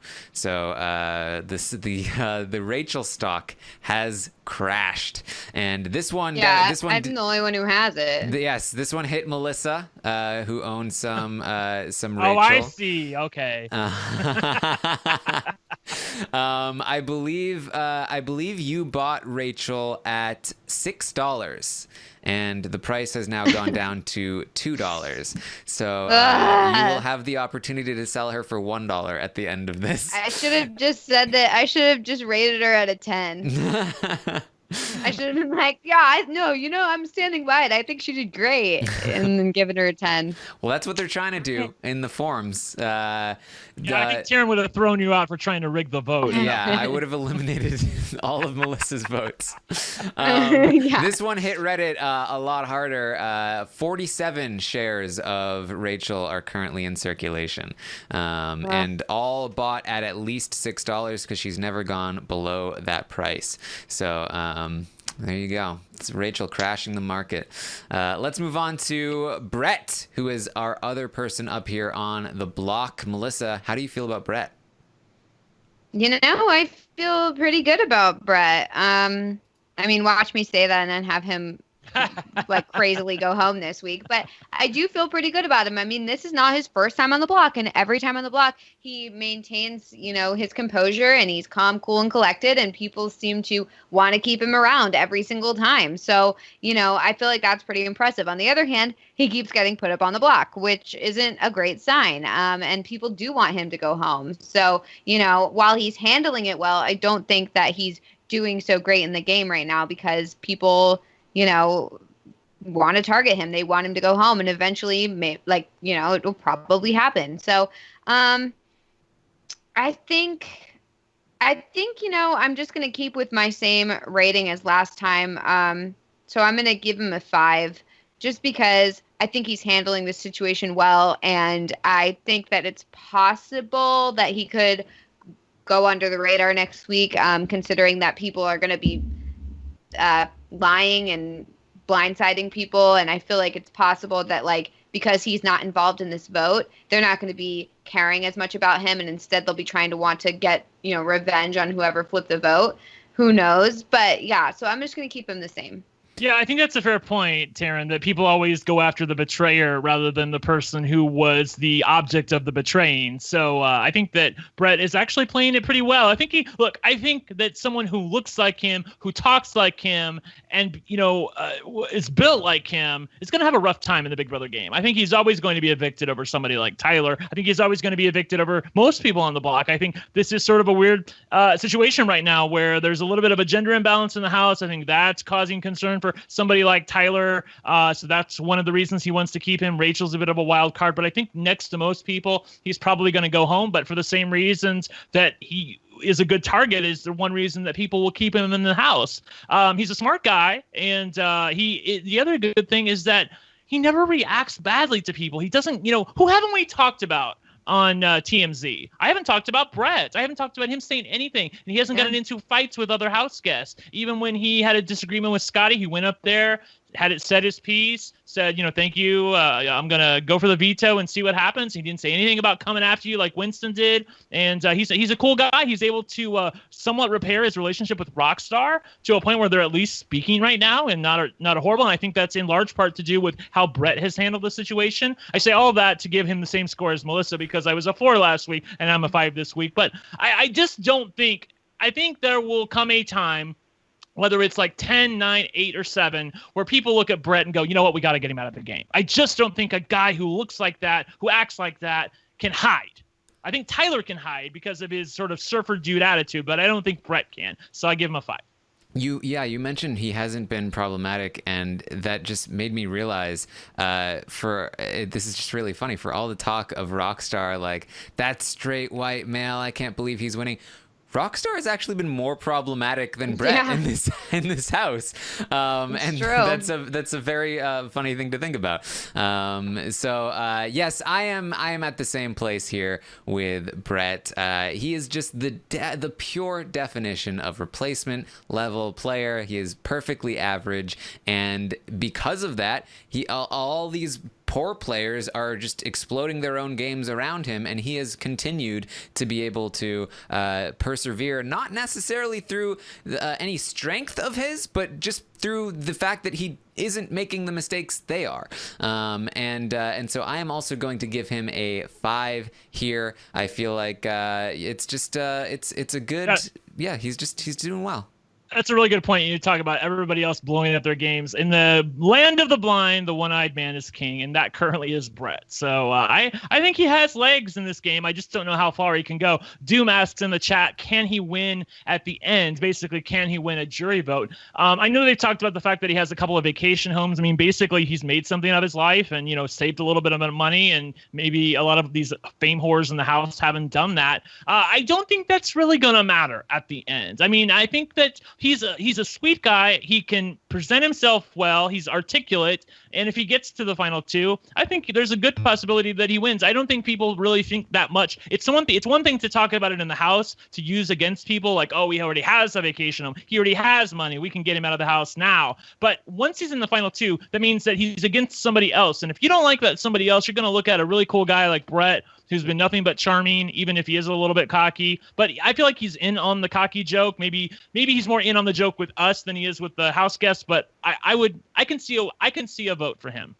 I'll just say that. Yeah, and I mean, something to remember is that the house guests respect Brett.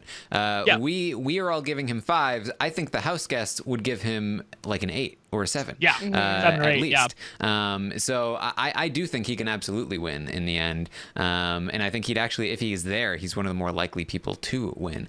So the audience gave Brett a 6 last week. They have followed suit with the rest of us and given him a 5. 5s straight across the board here. And right. Brett will be priced at $5. He's just perfectly average. I'll tell you what is not average is his butt. Every time he bends over, I must point that out. It's absolutely amazing. It's a work of. I did not know that was where that sentence was going. It's something else. It really is. All right, let's talk about. Moving on. Let's talk about Tyler. Brent, how does Tyler's butt stand up to Brett's? If he would shave that freaking mane, I think he could be right up there. I saw a picture of Tyler with short hair. I saw a picture of Tyler with short hair, and he looked really, really, really thirsty. Or yummy. I was thirsty. He wasn't thirsty. But speaking strictly about his game, I'm trying to see here it comes and goes a little bit with the stock. I gave him a 5 last week. I'm such a bitch. I was actually talking. I'm looking at my notes here when I gave him, and I'm like, I gave him a 7 this week. So I don't know where you guys are at, but I gave him a 7 this week. Here's the thing. It's true.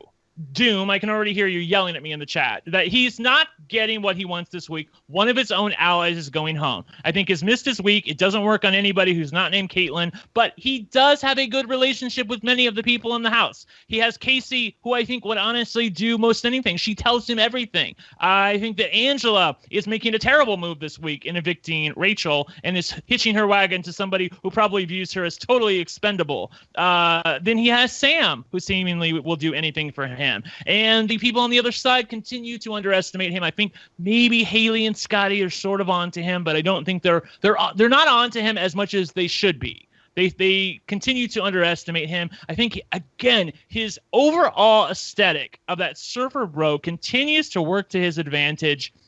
And given how, he has a tool to prevent himself from being nominated in the cloud. He knows about Bayleigh's power. He has 2 allies, which will seemingly die for him.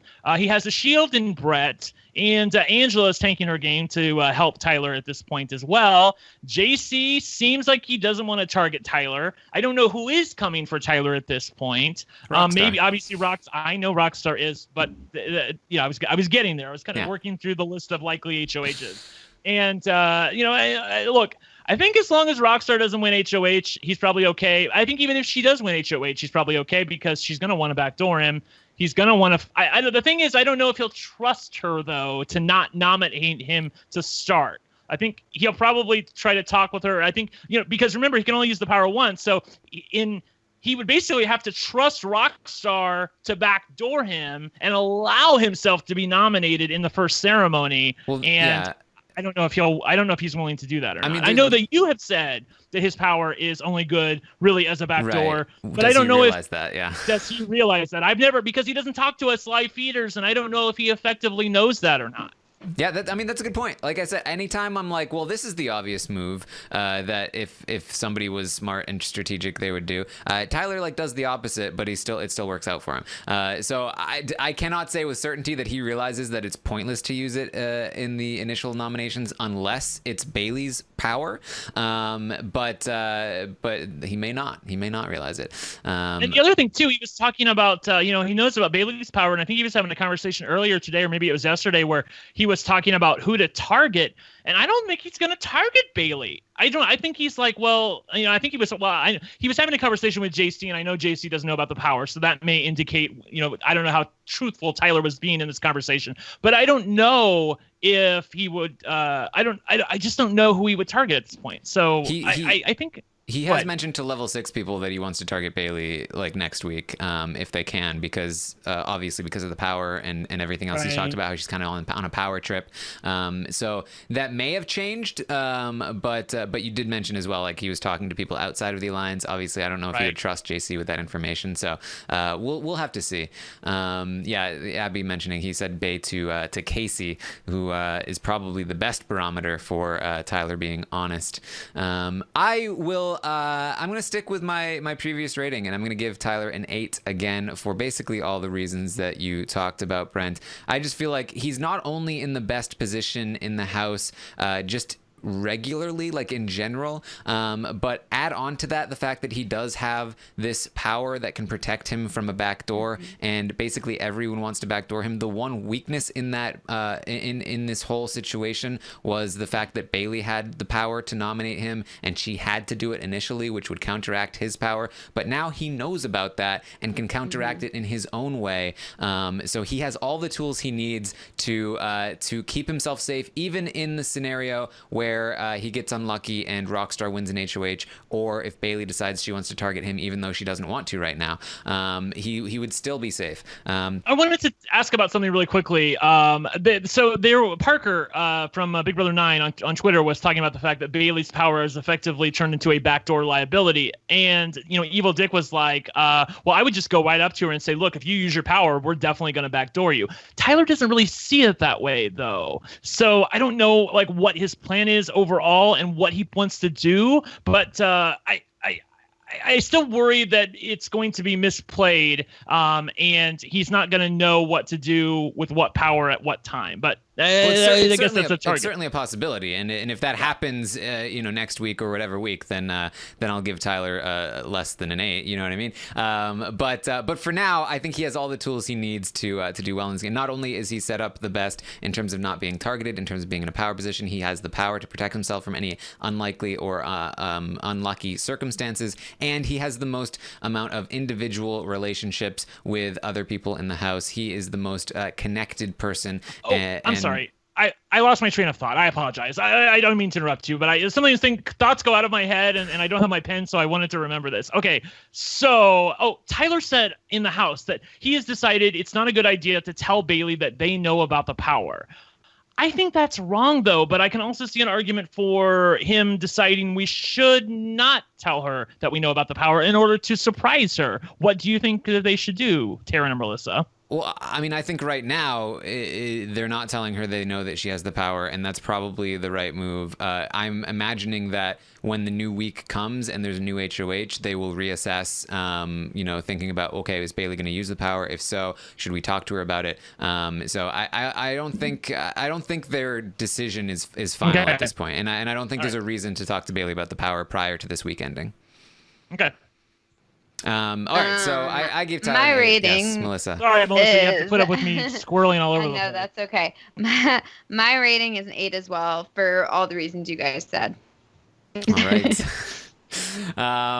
Okay, the audience gave Tyler a 7 last week, and they have also gone up on Tyler and given him an 8 this week. So he is going to be priced... Really? I'm still the lowest on him? Yeah, you still are.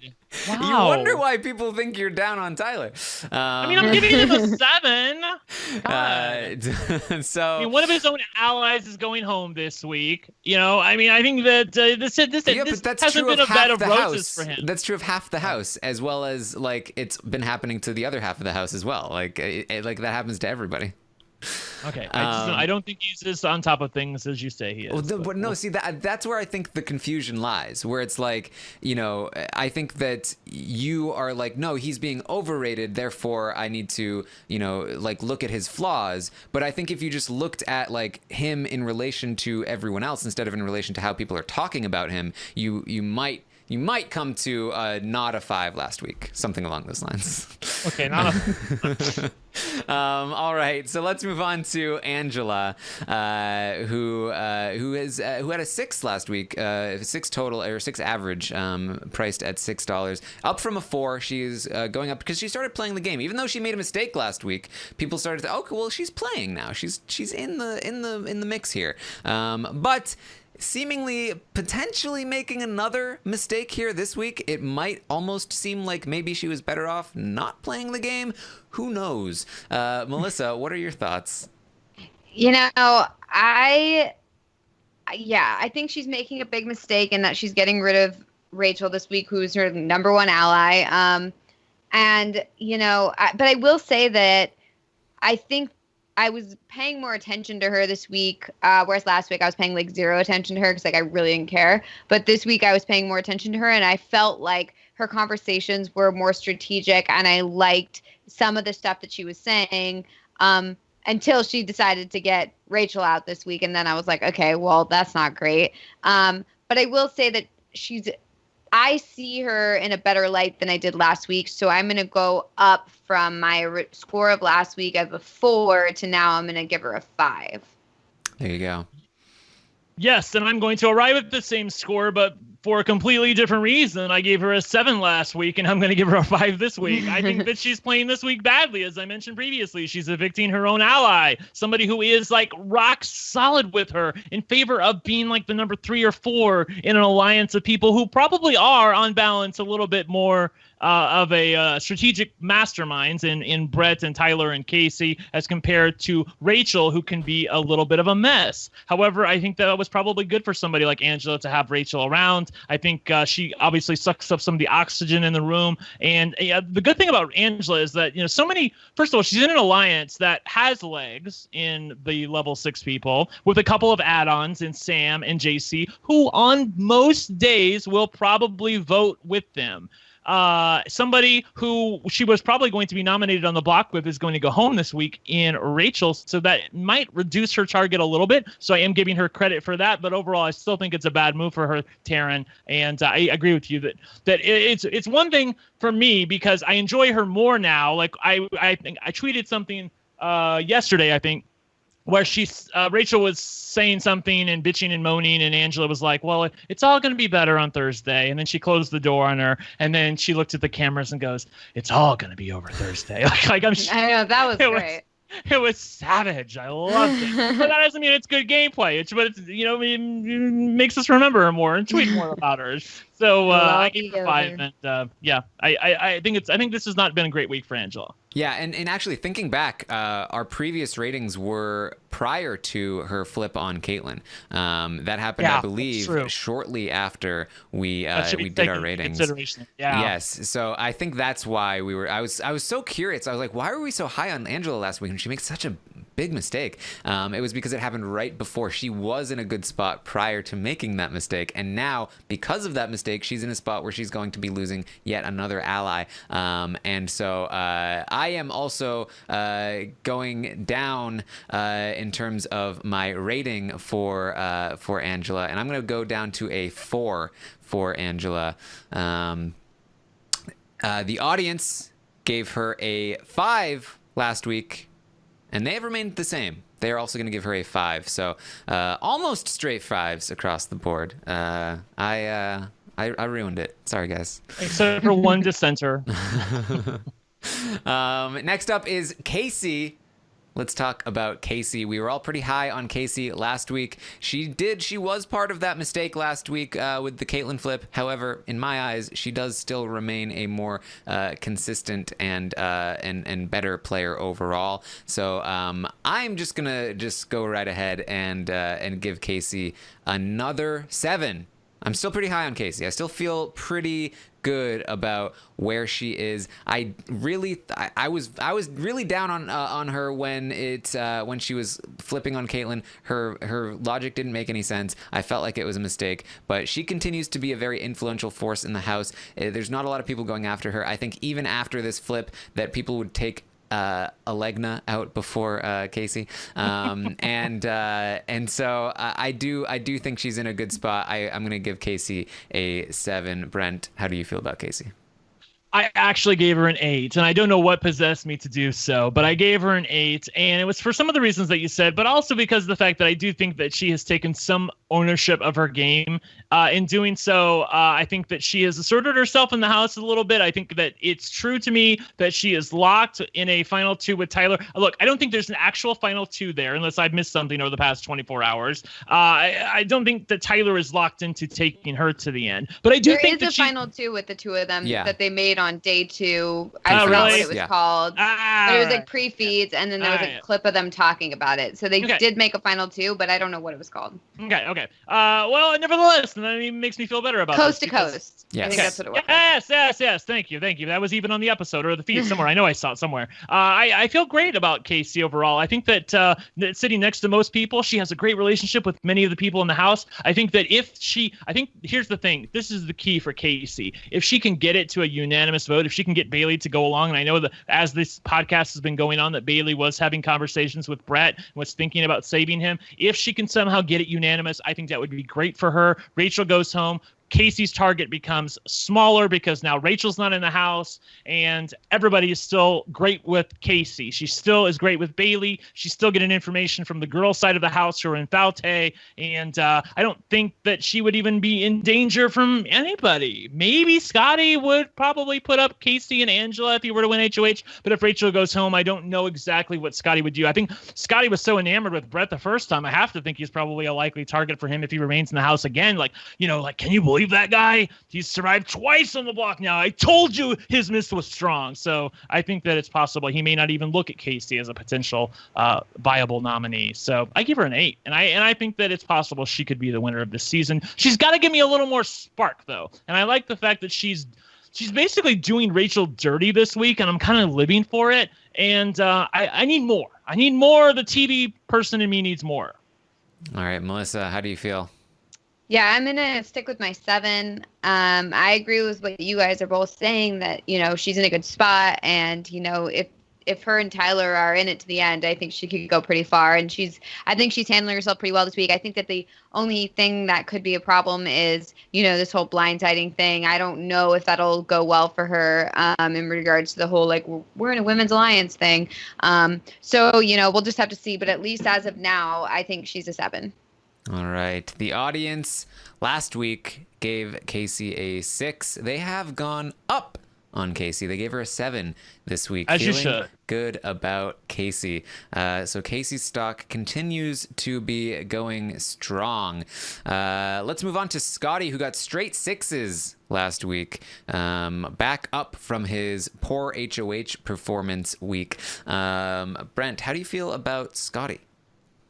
I actually gave Scottie a 5 because I don't feel that strongly about him one way or the other. I mean, I think it's bad that a lot of people in the house are trying to pin stuff on him. I mean, basically, he's blamed for everything, including the sinking of the Titanic at this point. So I think that it's not a great place to be in the house. Having said that, he is comp able. I have full confidence in his ability to try to make the move that's probably the best. As I mentioned on the podcast on Sunday, Brett was giving him props for making a move that was probably the single best strategic move he could have made that week in targeting Brett and Winston. So I think that he certainly would win, or could win, if he gets to the end. That's not even a question for me. It's more or less getting there. I want to, basically, if it's a unanimous vote this week, or if Bayleigh gets on board with keeping Brett, I think that Scottie's chances in the game go up. I think if it's a split vote in 5-4, I think they're probably dumb enough to continue to doubt him, and that would be a bad thing for him. And I worry about him, so that's why I gave him a 5. Yeah, I would give him a 5 as well. That was my exact thinking, was that, I don't think Scottie's particularly playing poorly this week or worse than last week or anything like that. I think the problem is that Everett around him is, targeting him, framing him, trying to make him look bad. I mean, it's the whole Scottie plan happened. It's not good for him, and it's really not of his own, and to any fault of his own. It's just that everybody around him is trying to do this to him. So I will say that, and Taryn, I don't know if we really talked about this too much, or maybe we need to go over it again. But I mean, correct me if I'm wrong, but it does seem to me that this all goes back to him deciding to cast a hinky vote against Swaggy while wearing the freaking Swaggy shirt. Now, why in the hell did he do that? Because it does seem like that he has paid for that in spades in terms of people doubting his ability to be truthful going forward.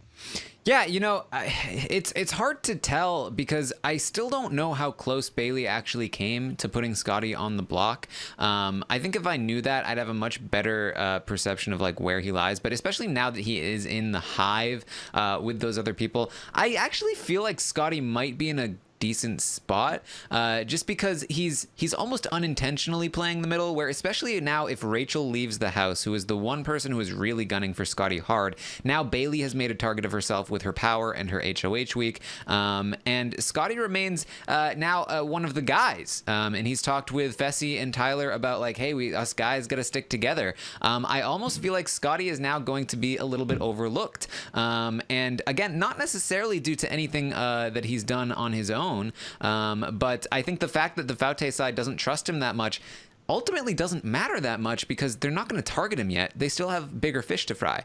And that's all. Okay, so let me ask you this question. So if it comes back Thursday night, 5-4, Rachel leaves, and people are looking at, well, who was the vote flip? Because obviously Rockstar, Haleigh, and Fessy all voted for Brett to leave. What happened there? Who is the vote that we're missing? Because JC and Scottie said that they were going to vote our way. Who flipped? And they're going to be looking at Scottie and JC. JC doesn't have any suspicion on him whatsoever. Up until now, Scottie does have a lot of suspicion on him. I worry about him then. I really do. I think they're dumb enough to believe it, I feel like.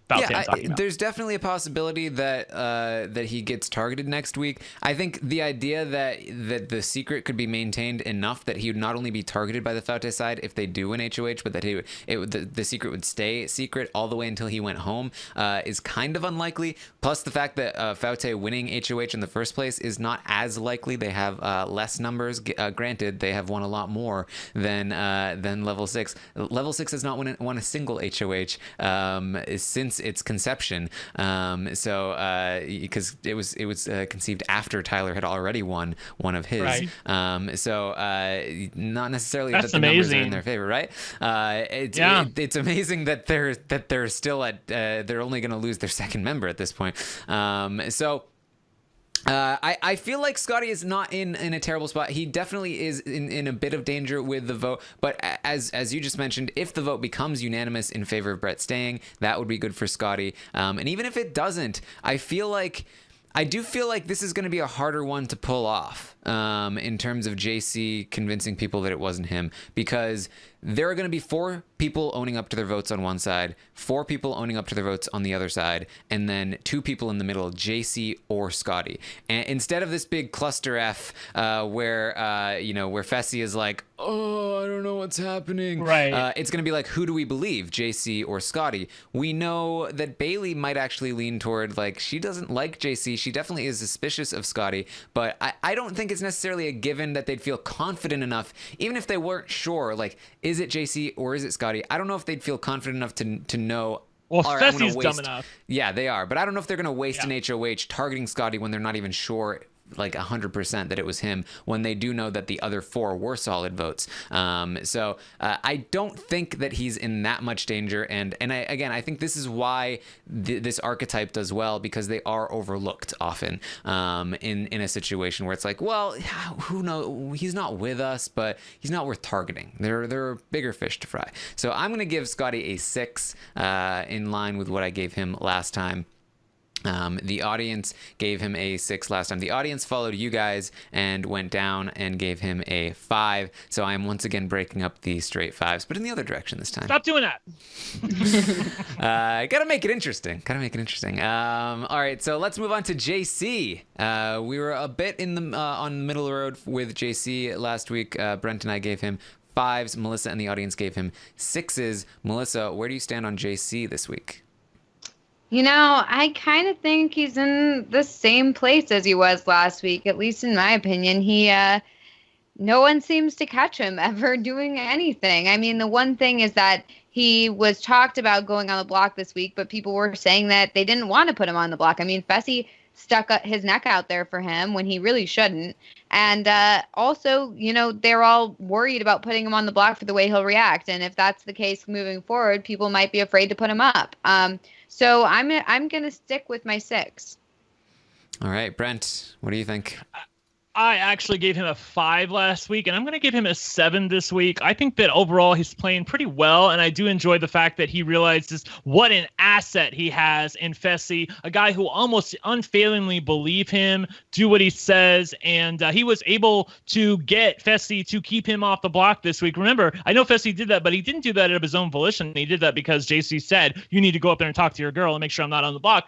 And I know that sounds obvious, like obviously you should use your allies to keep yourself off the block, but Rachel wasn't able to do that. Brett wasn't able to do that. So I think that there's a little bit of validity in his strategy in terms of trying to make sure that he stays safe. The one thing I will say about him is I know that some people have problems with him overall with some of the things he said, but I'm just looking at it from a game standpoint. And I think that he has the ability, there's going to be at least 1, maybe 2 endurance competitions coming up before the final 4. I think he didn't win the last endurance competition because he slipped. I mean, it was just literally like he was going to itch something and then he he fell down. He wasn't because he was tired at all. So I think that was a bit of a fluke. And I think he is ruthless enough to be able to make the move he needs to. I don't know if he will know it ahead of time, though. That's what I do worry about. But I do think he can win a jury vote. And I think he's a viable winner at this point. So I gave him a 7. All right. I did go up a bit on JC this week. I do think that he's in a slightly better position. I do think this was the week where he was in danger. I was a little bit lower on him last week because of that, but he did manage to escape the danger through his connections. You got to give him credit for that. And I also think that if this is a situation where the sides are finally going to start to go to war, JC is probably going to be in the middle, even if he is exposed as the hinky vote or the flip vote or whatever you want to call it. Again, there are kind of bigger fish to fry than JC.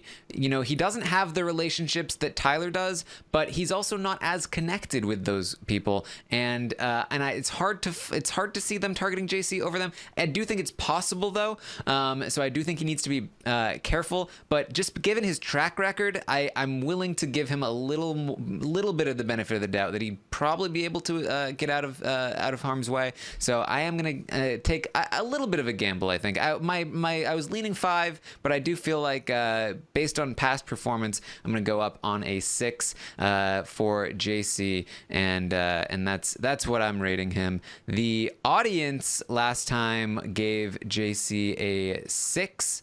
And this time they stayed with their rating of 6. So, well, that's good. At least they didn't go down. By the way, the one thing that we've never really talked about with JC is that JC still in his mind is thinking about, let's keep the two sides even. That's what his whole plan is. And so Tyler has been able to convince him that the Faute side of things has basically gotten Rachel on their side. He's like, they're trying to get Rachel on their side. I heard Scottie talking about that. Scottie wants to keep her close now. So, I mean, JC feels even better about this vote, that he's effectively playing both sides. Of course, he doesn't know the reality of the situation, that the person he's working with is actually in one of those sides. I'm sure he would be gobsmacked to learn that. But as things currently stand, I think he's fine. Yes. All right. Let's move on to Fessy. Fessy, who has pretty consistently had a low stock price here. But, you know, to his credit, he mentioned it on the episode. He's playing the game. He kept JC safe this week. He's keeping his people in the house. I do think it's a mistake for him to vote Brett out, but he's doing it for Haleigh. But he's kind of being saved by level 6, because I do think that Brett is definitely on board with keeping the guys around. So I think that Brett staying is going to benefit Fessy. I think the fact that he kept JC off the block is going to end up being huge, considering that JC almost definitely would have gone home in this spot. You gotta give him some credit. I also I've always thought, like, I don't think it's impossible for him to win a jury vote if he gets there. And as time has gone on, he's kind of stayed alive in terms of, like, there still aren't that many people that are just outright targeting Fessy. I think the Women's Alliance thing benefited Fessy more than any other single person in the house, because the guys who had previously wanted to target him are now thinking they have to maybe target the women over him. And that's huge. That's huge for Fessy. So I actually went up. I think this is the highest rating I've given Fessy ever. I gave him a 4 this week. So there you go for Fessy. It's probably going to be the highest rating I give him all season long, but there you go. Melissa, how do you feel about him? Yeah, I agree with what you were saying. And so I'm going to stick with my 4. Excellent. Well, I gave him a 1 last week. I couldn't have seen anybody playing worse than Fessy played last week. And I'm going to give him a 3 this week, which is high praise for me. I like the fact that he's playing Big Brother now. It seems like he is willing to tell some small white lies to people when he needs to. I don't know that he's fully embraced the game yet, but I do worry that this week he's going to be gobsmacked again and be like, "Oh my God, I have no idea what's happening. What happened?" when the vote comes in, if it is a blind side. But overall, I do agree with Taryn that the Women's Alliance thing I was going to mention, I think is the best thing for him, because the people like Brett and the Tylers of the world would probably keep a guy like Fessy. I mean, Fessy is such a huge presence in the house, literally speaking, that you want him to be there. And I don't know that they would want to evict him, and they carry a lot of weight with their alliance, specifically Tyler I'm talking about. So, and Brett too, people like him. If he's not on the block, I think people will probably listen to what he has to say. Of course, Brett usually listens to Tyler, so it all comes back to Tyler. But overall, I gave him a 3. There you go. All right. The audience gave him a 3 last week. They were just under Melissa in terms of their estimation of Fessy's game. This week, they gave him a 4. They also went up on Fessy. there you go. Now let's talk about Haleigh, who got almost straight sixes last time.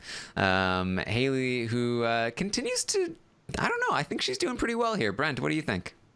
I gave her a 7. I gave her a 5 last week, and I feel much better about her game this week. Overall, I think that of the people on the Faute side of things, Bayleigh, because she screwed up and showed her power, Scottie, because people think he's sketchy and could win some comps, Fessy, because he's like a human Mack truck, and Rockstar, because she can't keep her mouth shut. I think Haleigh is probably the person who is targeted the least of the people on the Faute side. She has some relationships with people like Tyler. I don't know that she would like flat out go after him, which would basically be like declaring war. But she could, and I would be here for it. So I feel good about Haleigh's game moving forward, and I gave her a 7.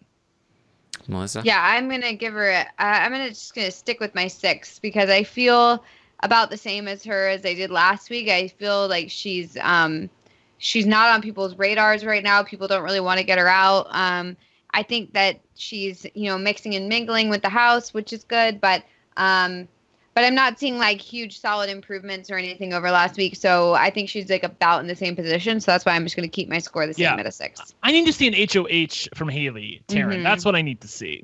I want to see something.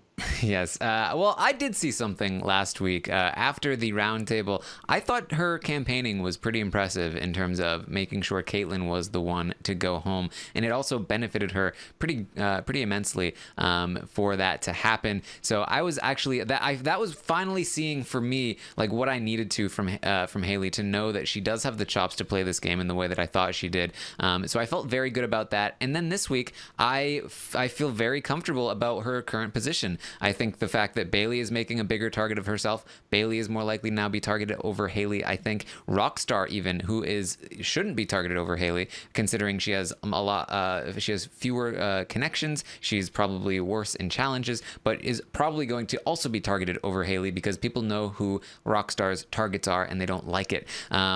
Also, I think even Fessy might be targeted over Haleigh. I know the guys would prefer to see a woman leave, but I think they would, again, probably target Bayleigh and Rockstar over Haleigh in that spot. And anyone that wanted to target Fessy and Haleigh would probably want to target Fessy first. So I feel like she's one of the most insulated people on that side of the house. And I also think she's potentially one of the smartest. And so I think that she's in a pretty good spot. I'm going to give her a 7 this week. Feel very good about Haleigh. The audience gave her a 6 last week. They have not gone anywhere. They are giving her a 6 once again. So let's move on. Sounds about right. Yes, let's move on to Rockstar. Rockstar, who still is the player who gets the most unusual amount of 10s in the ratings. But that's just the way things go. Brent, how do you feel about Rockstar?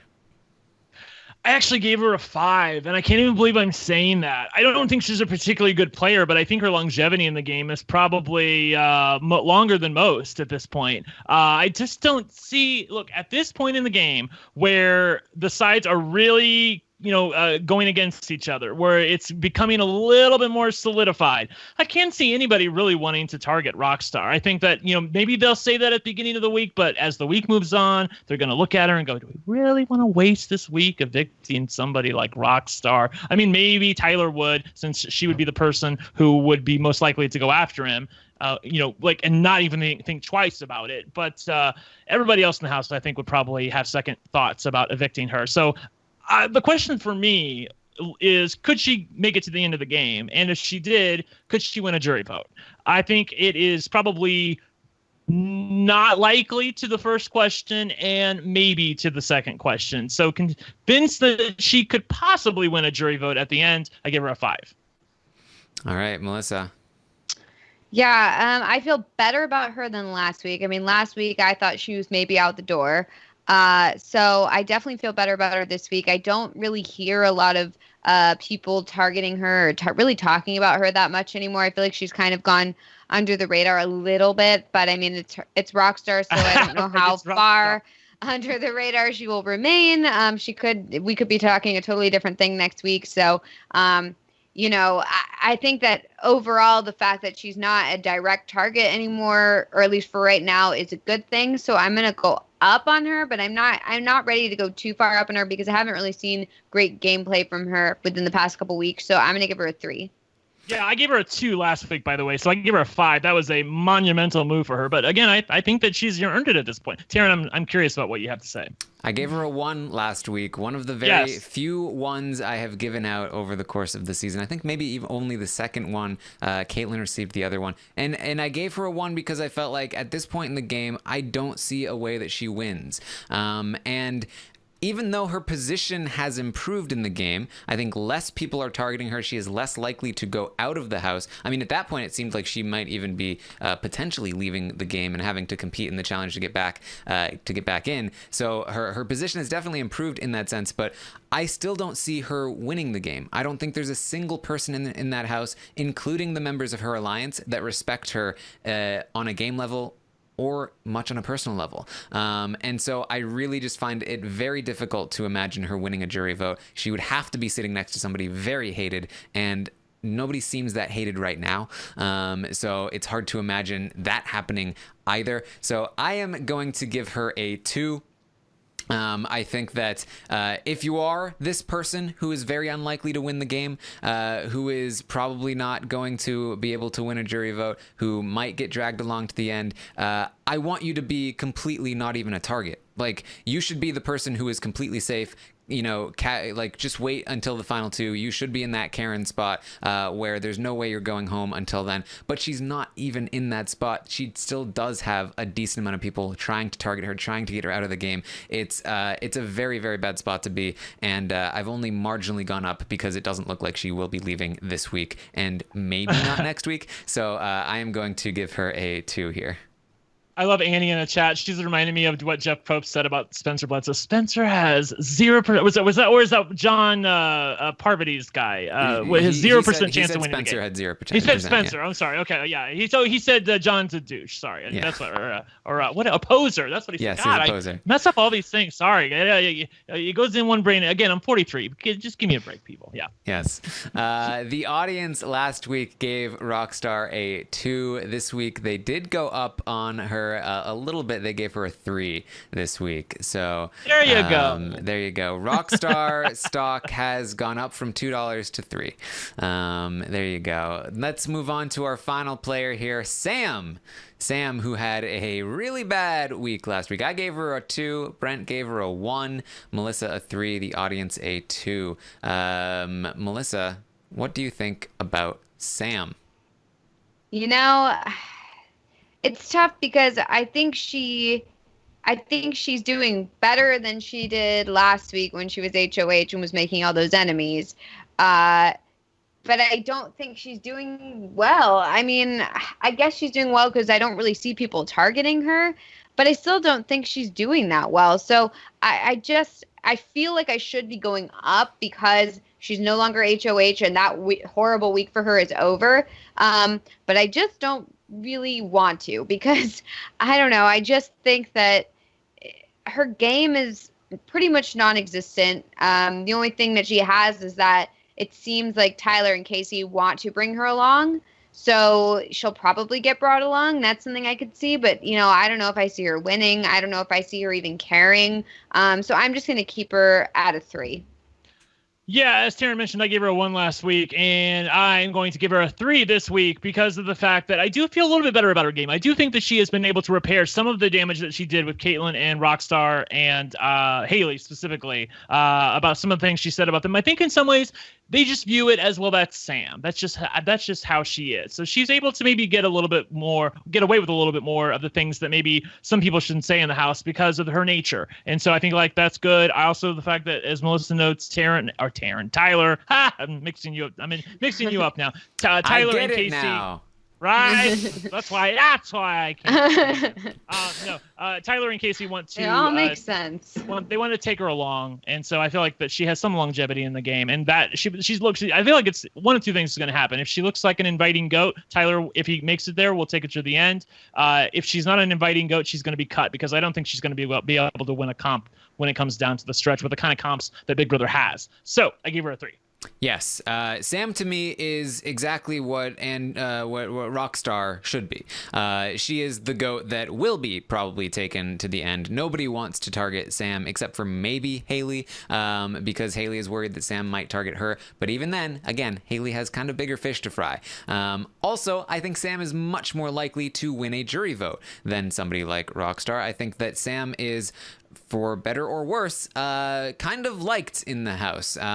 People like Bayleigh kind of agree with her with what she said about Haleigh and Kaitlyn. Rockstar has bonded with her and expressed feelings of agreement with her about what she said about those people. So it's not like they don't respect her or her views. She is, as she says, she commands respect and she gets it. And so I think she is much more likely. There's definitely a chance that she could win in the end. Is it likely? Not necessarily, but she is definitely a much more appeasing, sort of appetizing, sort of alternate vote for whoever she's sitting next to, who takes her there. And I think she's kind of likely to get there at this point. So I am going to give her a 4.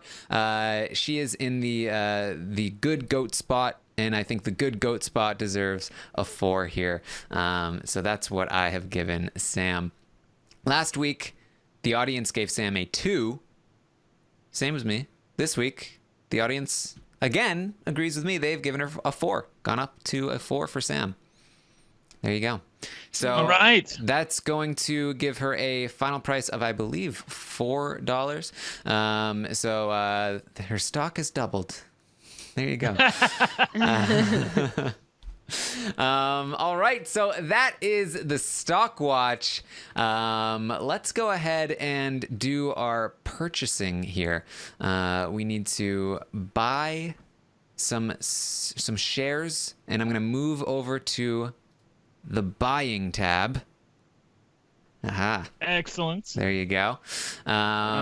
Which will show you, if you're watching along, there's a history on the side, if you can read that, if it's big enough, and then as well as the current holdings on the top there, and how much money we have, and all of this stuff. So it has been noted there have been shares lost with Kaitlyn leaving. I have lost a Kaitlyn share, and Brent has also lost some Kaitlyn here. We both lost 1 share of Kaitlyn. I paid more for her, but we it's the first shares that have bragging been lost. about that? No, not bragging about that.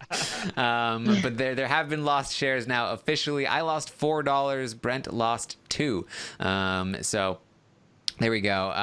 Brent, have you thought about who you want to buy this week? No, Melissa and I have been going first the last few weeks, and then you've been able to counteract some of the things that we have done. So I've taken it upon myself to request that you go first this week. You go ahead and buy, and we'll take turns moving forward about who gets to go first and who does not. Certainly. For the record, the reason I usually have you guys go first is because I am talking and hosting, and so I need the time while you guys are doing it to think about what I'm going to do. You guys, all right. while I'm explaining all of this stuff, you guys get to think about it. So right now I'm literally vamping to try to think about it. Oh, okay. I'm looking at the bottom for the pricing. So there we go. So Tyler is costing the most right now at $8, and it looks like Rachel is the worst. I can't imagine why the two of you gave her anything other than a 1, but she is currently priced at $2 if anyone wants to buy her. Other cheap buys at this point include Bayleigh at $3, Rockstar at $3, and Fessy and Sam at $4 a piece. Having said all of that, Taryn, do you have any ideas? Before Taryn says anything, I would probably just like to sell my Rachel stock. Okay, yes. Okay. I was going to ask that, yes. Yeah, I would like to sell my Rachel stock, which means what? How much do I get back? $1? A whole $1! What a nightmare! $1 back. So I have lost $4. Brent has lost 2, and Melissa now has lost $5 on her Rachel purchase. How much money do I have available for me right now? Do we know? Do we have I have $17 available right now. I have 19 and Taryn has 20. I'm sorry. Well, 17 plus the 1 you just got. So you actually have. I believe, 18. Right? Yeah. Is that right, Taryn? Yes. Yeah. Interesting. All right. So I do know what I'm going to do here. Okay. I am going to buy a share of Brett for $5. I'm going to buy my second share of Scottie for $5. And I'm going to pick up a Bayleigh on the cheap for $3. All right. So he has bought Brett, Scottie, and Bayleigh. So that's $13 off of his $20. That leaves him with $7 moving into next week. And Melissa, what say you? I am going to buy an Angela stock for $5. And I'm going to buy a Bayleigh stock for $3 because I feel like that's probably the cheapest we'll get for her. And then I think that's it because I can keep just 10, right? Like I can only keep 10, cool with right? just 10. All right. Yeah. So then I think that's what I'm going to do for the week. All right. Well, I can't let you guys have all the fun. I'm going to buy a Bayleigh stock on the cheap for $3. I have $19, so that leaves me with $16, and that puts me ahead for Bayleigh in terms of everybody owning something because Taryn and Melissa have one share piece, and I now have 2. And I also would like to buy a, believe it or not, I keep waiting for this stock to go down, but I'm seeing the stars align. I'm going to buy a Tyler stock for $8. Wow. And maybe it'll get people off my back. So I'm going to buy a Tyler stock for $8. I was going to buy more Rockstar stock, but I'm like, you guys are never buying Rockstar, so I don't need to do that. Because I just see it. I see it happening. The more you buy, the more it's going to pay out at the end. You'll run up the score. Yeah, did we ever do that thing where we were going to use our draft? What were we saying? That we were going to take our draft and the people that are left remaining in our draft and determine who has the most money? Yeah.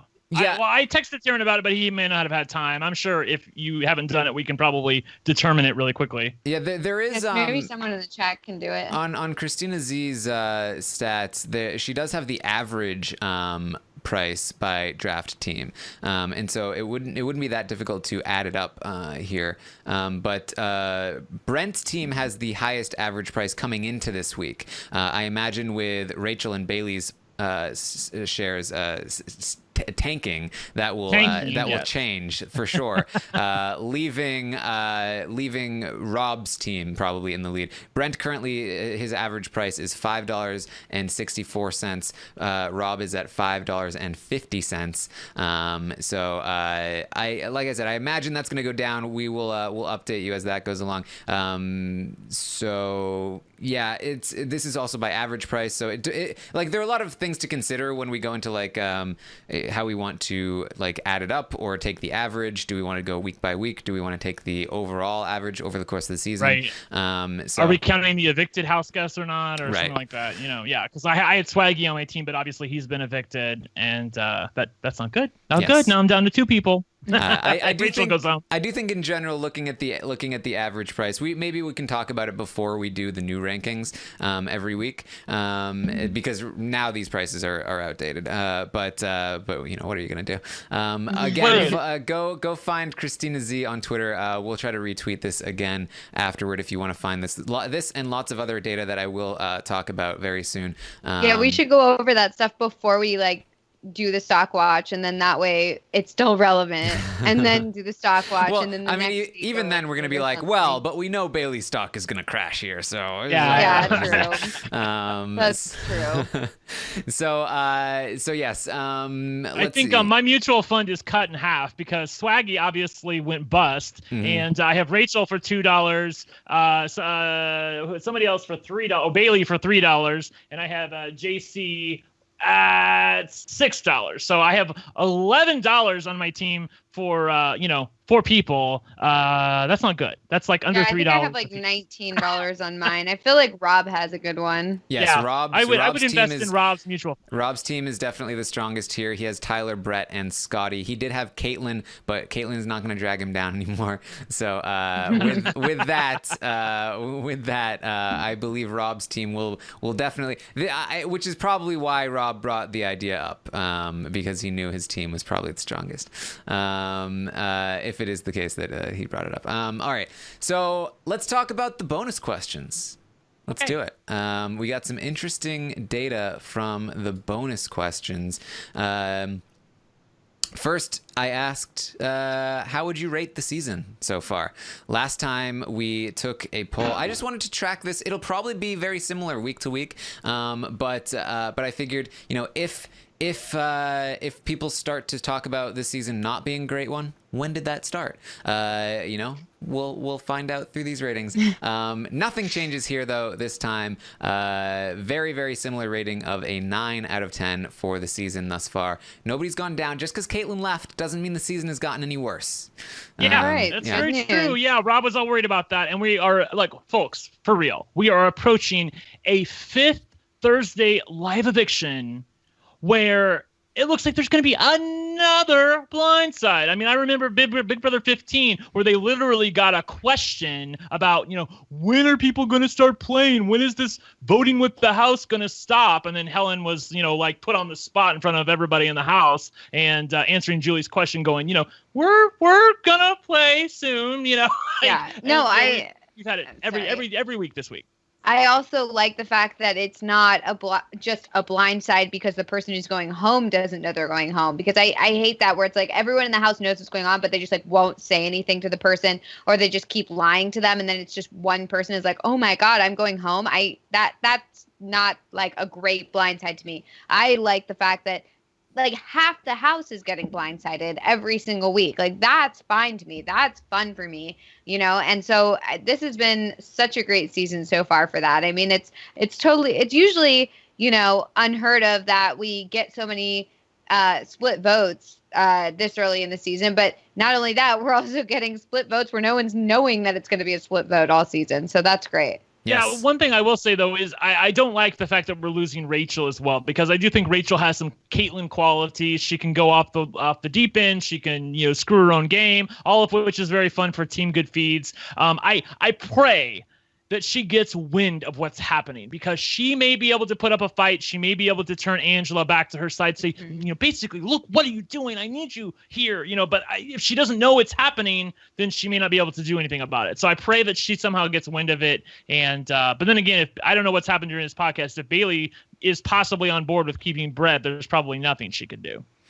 Yeah, which could lead to a less chaotic outcome if there's not a split vote. But at the same time, I feel like if everyone gets on board, there's no way they're going to be able to hide that from Rachel. And if Rachel blows up, then you never know what's going to happen. So I haven't had a chance to listen to Summer of Stein yet. Apparently they were down on this season for something. For what? It's been an amazing freaking season. What are you talking about? This is secondhand, but if that's what they were saying, they're talking nonsense. This is a great season. This is a great cast.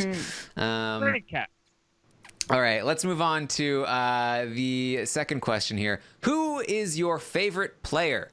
I was very curious about this because the first 2 times I asked this question, first was in week 3. Tyler had the highest percentage of responses with 35%, and Bayleigh was in second there with 12%. Then when I asked last week, Tyler's percentage had gone up to 40%. Bayleigh remained consistent with 11%. But with the Bayleigh stock tanking, I was wondering if the popularity was also tanking, not only with her behavior, but her comments, her gameplay. Very curious to see where Bayleigh fell to. Tyler's percentage has gone up from 40 to 48%. Almost half of the responses claimed Tyler as their favorite player in the house. Bayleigh has gone down to 2.2%. Yes. Her popularity has tanked. Oh, God, that's so bad. Can we give her? Can we redo the stock watch and give her a negative rating at this point? Yeah, that's so bad. I believe that is the third from the bottom, with Fessy at the very bottom, followed by Rockstar, and then Bayleigh. Wow. Yes. So then we have. Well, the problem is, sorry to say something really quickly. She was the chosen one, as you said on the live feed update. Like, I mean, we were all rooting for her. I personally am still rooting for her. I love Bayleigh, and I hope that she does well. And I think there are reasons to root for her. Having said that, she just blew everything to smithereens, and all the fact that she has all this power and managed to turn it into a liability. And she told again why. But even Swaggy on Twitter is like, 5,000 face palms about why she decided to tell Rachel of all people about the power. I don't understand, just to go off on a little tangent, I don't understand why Bayleigh doesn't say to herself, that was a really bad idea, Bayleigh, which I know she has, but then she needs to take it a step further and be like, Rachel has probably told people about this. I mean, she's not really happy with me right now. She's probably told people I need to confront that fact. I think she's sort of just like whistling Dixie or whistling past the graveyard at this point, and that's poor form on her part. Yes. People are wondering about Rachel. Rachel is actually right behind Bayleigh at 2.4%. And then Sam came in after that. Then we had Angela up at 3%. Brett after that at 4.4%. Actually tied with JC. No. JC has 68 votes. Brett has 69 votes. So, wow. There you go. Brett's coming in strong. 69 votes. Yes. Get your mind out of the gutter, people. Followed up by Kaycee at about 6.4%. Then we have Scottie here in third place overall. So Scottie's popularity has risen here. I think Scottie took a lot of the Bayleigh supporters. A lot of the Bayleigh supporters went to Scottie. We're looking back on that going when he tried to, when he voted the way he did with wearing the Swaggy shirt, and he said he defended that by saying that he was trying to trend. We really screwed the pooch on that one and giving Bayleigh the power rather than Scottie the power, because I just have a feeling that Scottie would have known what to do with it. And remember, consider the situation that she's in right now. Not to indict her even further, but Bayleigh has told Rachel, and now the entire enemy knows about her power in level 6. Meanwhile, Festy's the only person on her side. People like Haleigh, Rockstar, Scottie, people that are actually on Bayleigh's side have no flipping idea that she has a power. I can't imagine what's going to happen when her chickens come home to roost. Yes. So then right above, just 0.2% more, about actually 4 votes exactly more, is Haleigh in second place with 11.8% of the vote. So Haleigh has become the next most popular. But I think a lot of people also went from Bayleigh to Tyler as well, because Tyler did increase by about 10% almost. So there you go. Favorite player. Very interesting stat to track. Very, very interesting. Then the next question I asked was, which side of the house are you rooting for? The Faute side, the level 6 side, or are you a proud Fancy Fencerton? Last week, let's see. Hold on. It was like 40, 30, 20 for level 6 and Fancy Fencerton and then Faute, right? Yeah, it was something along those lines.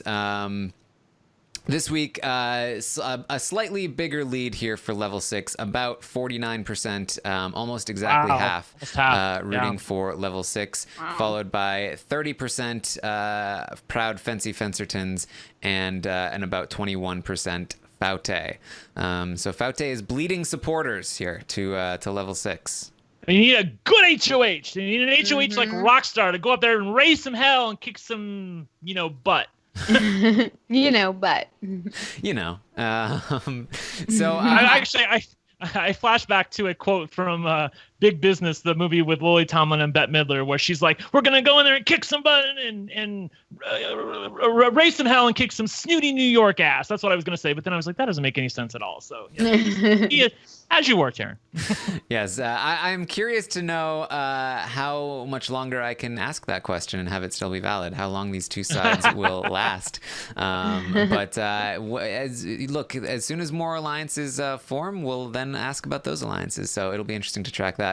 Then I asked, who do you want to be evicted this week? Last time it was split basically in the middle. This week it is about split into almost exactly thirds, actually. 66.8% want Rachel to be evicted, and they want Brett to stay. Brett having about 33.2% of the vote. They want Brett to leave. So I'm guessing that's the 20% Faute supporters plus some of the Fancy Fencertons. Right. Yeah. All right. So there you go. That was those were the additional questions. Those can now also be found on Christina Z's stat page with the exact percentages and votes there, as well as the average season rating and everything along those lines. And there's even more. There's even more stats that have been added. One of them, very interesting. I mentioned this last time, but it was very anecdotal. I was saying, look, a lot of the votes that I was looking at seemed like it was Faute supporters, people that had Bayleigh listed as their favorite player, seemed to be the ones that were trying to rig the vote. But Christina did some really cool statistical analysis stuff, and tried to, look. I'll read this to you because I don't honestly understand all of it, but. She looked at the correlation between different players and whether you, if you rated one person highly, were you more or less likely to rate another person highly as well? So basically, what it says is choosing a favorite side of the house, because you also choose Faute or level 6. So choosing a favorite side of the house shows correlation based on which side the audience members favored as they were voting. For example, during week 4, members rooting for Faute yielded many more dark red circles. If you're looking at this this chart, I can try and bring it up for you. Let me just bring this over here and then switch back over to this view. And you can kind of a little bit see it. So what it says is if you members rooting for Faute yielded much more red dark circles and higher R magnitudes than Fancy Fencertons or level 6 fans, meaning TLDR, that Faute fans were much more likely to assign ratings based on alliance membership rather than on individual game quality. Very, very interesting statistic, and it confirmed what I thought I was seeing in the stats there. So I'm wondering if that is a quality of the underdog, quote unquote underdog side, or if it's a quality of the people who are more maybe just on that side of the thing. But that's going to be a very, very interesting stat to track across the season, I think. So lots of interesting stuff going on with Christina's analysis. I very highly recommend you check it out. Everyone has access to this through the link that she tweeted out. Again, I will definitely find it and retweet it. That is so amazing. I'm going to rename her not Fancy Fencerton, but Fancy Fancerton. That's what that was. That was really good stuff. Thank you, Christina. I want to see her analysis on Brent's ratings as well and see if he is also. I feel like I'm relatively objective. When people play like shit, I call them out on it. There we go. We'll see. So that was there. Again, lots of great stats to look at with her analysis. So make sure you check it out. All right. Anything else you guys wanted to talk about before we get to questions? Nope. I'm good. All right. Good? Yes. Yes, we're good. All right. She still hasn't heard us.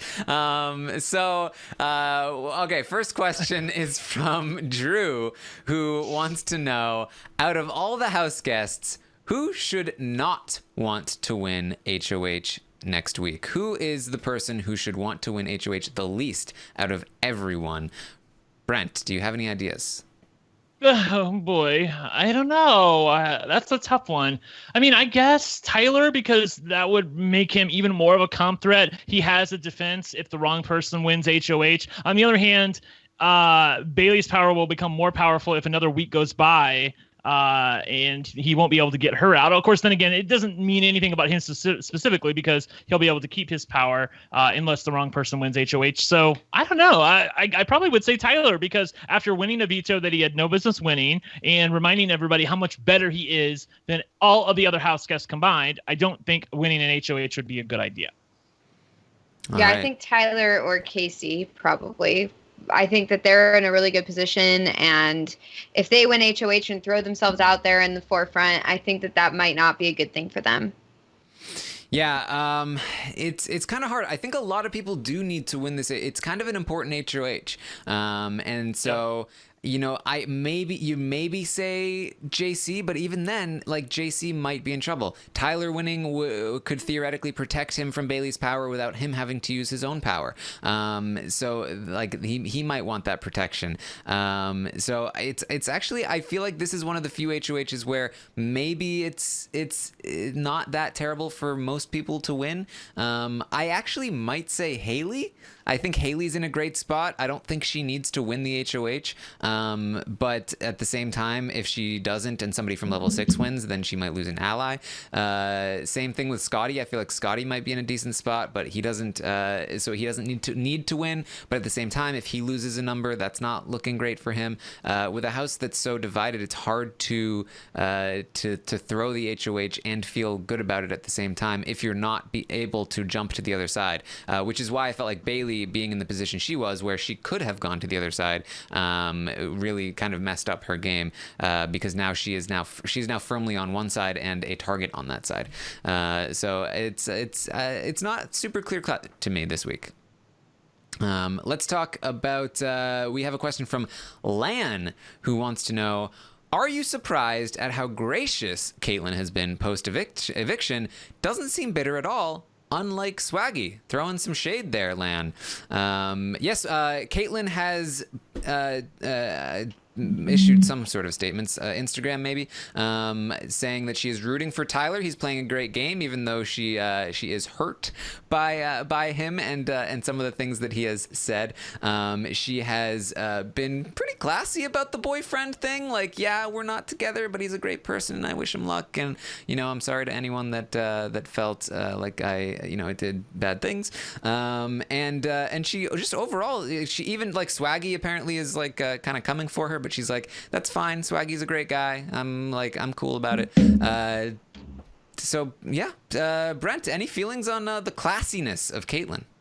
I mean, I feel like she has no other choice but to be that way, only because she clearly got played, and when she came out, I mean, she had to face the fact that she got played. So you either have to be bitter about it, but in which case people can call you a hypocrite because of how you treated Swaggy, or she has to give it up to the better game player. And even though she did say in her Instagram that she did develop real feelings for a few people in the house, and Tyler was one of them. And even though she had a great relationship with her boyfriend, that she's a loving person, and she had real, honest feelings for Tyler. And she is a little put off about the fact that they weren't reciprocated, but he's playing a good game, and more power to him. So I feel like that this was the correct move for her, whether it's how she really feels or not. Yeah, I love Kaitlyn, so I'm not surprised. I'm actually not surprised the way she's behaving outside of the house. Like you guys said, like, I mean, what else was she going to do? I think that this is her best move, is to get people to, sympathize with her or try and empathize with her. So I think that, I think she's doing totally exactly what she should be doing. And, I'm falling for it. I like her. So I would love to have her on the podcast. Just to be real, though, she hasn't been like the picture of unbitter, because she did block Evil Dick on Twitter, and he said, he did say some things about her, but I mean, like, it was like, if blocking Evil Dick on Twitter is the line for, God. But I feel like everything he said was totally accurate about her. She needed to embrace that a little bit. Yeah, I was a complete dumbass in the house, and I was an airhead, and I turned against my alliance. That's all. She tweeted at Evil Dick, can you just be nice for like 1 minute? He's called Evil Dick for a reason. I would expect him to call me like a twat waffle or something. That's just what Dick does. I mean, like, what? Why? How can you expect Dick to be nice? Like, I don't understand. But, she could have gone a different way with that and been, mean to him or said something bad to him back or like come at him or something. And instead she just blocked him. And I feel like that's honestly like probably the best move you can make in that situation. Yeah, regarding the shade on Swaggy too, I just feel like Kaitlyn's behavior really even makes Swaggy's bitterness like stand out even more. Just like how He's hung bitter. up he is still about Tyler and everything. Like there is something to be said for like Tyler definitely played into Kaitlyn's feelings for her and like legitimately played her emotion, even though she was playing him at the same time. Like he was really like doing that, and she is totally like, you know what, that's fine, I'm over it. And Swaggy just can't seem to get over it. So when Kaitlyn seems classier than you've done something wrong. I know, right? Swaggy still thinks that he's the star of the show, and he was like lampooning Kaycee and calling her useless in the house. Meanwhile, I think she's probably a likely Final 2 person at this point, or at least Final 4. I mean, he just has no what's the word I'm looking for?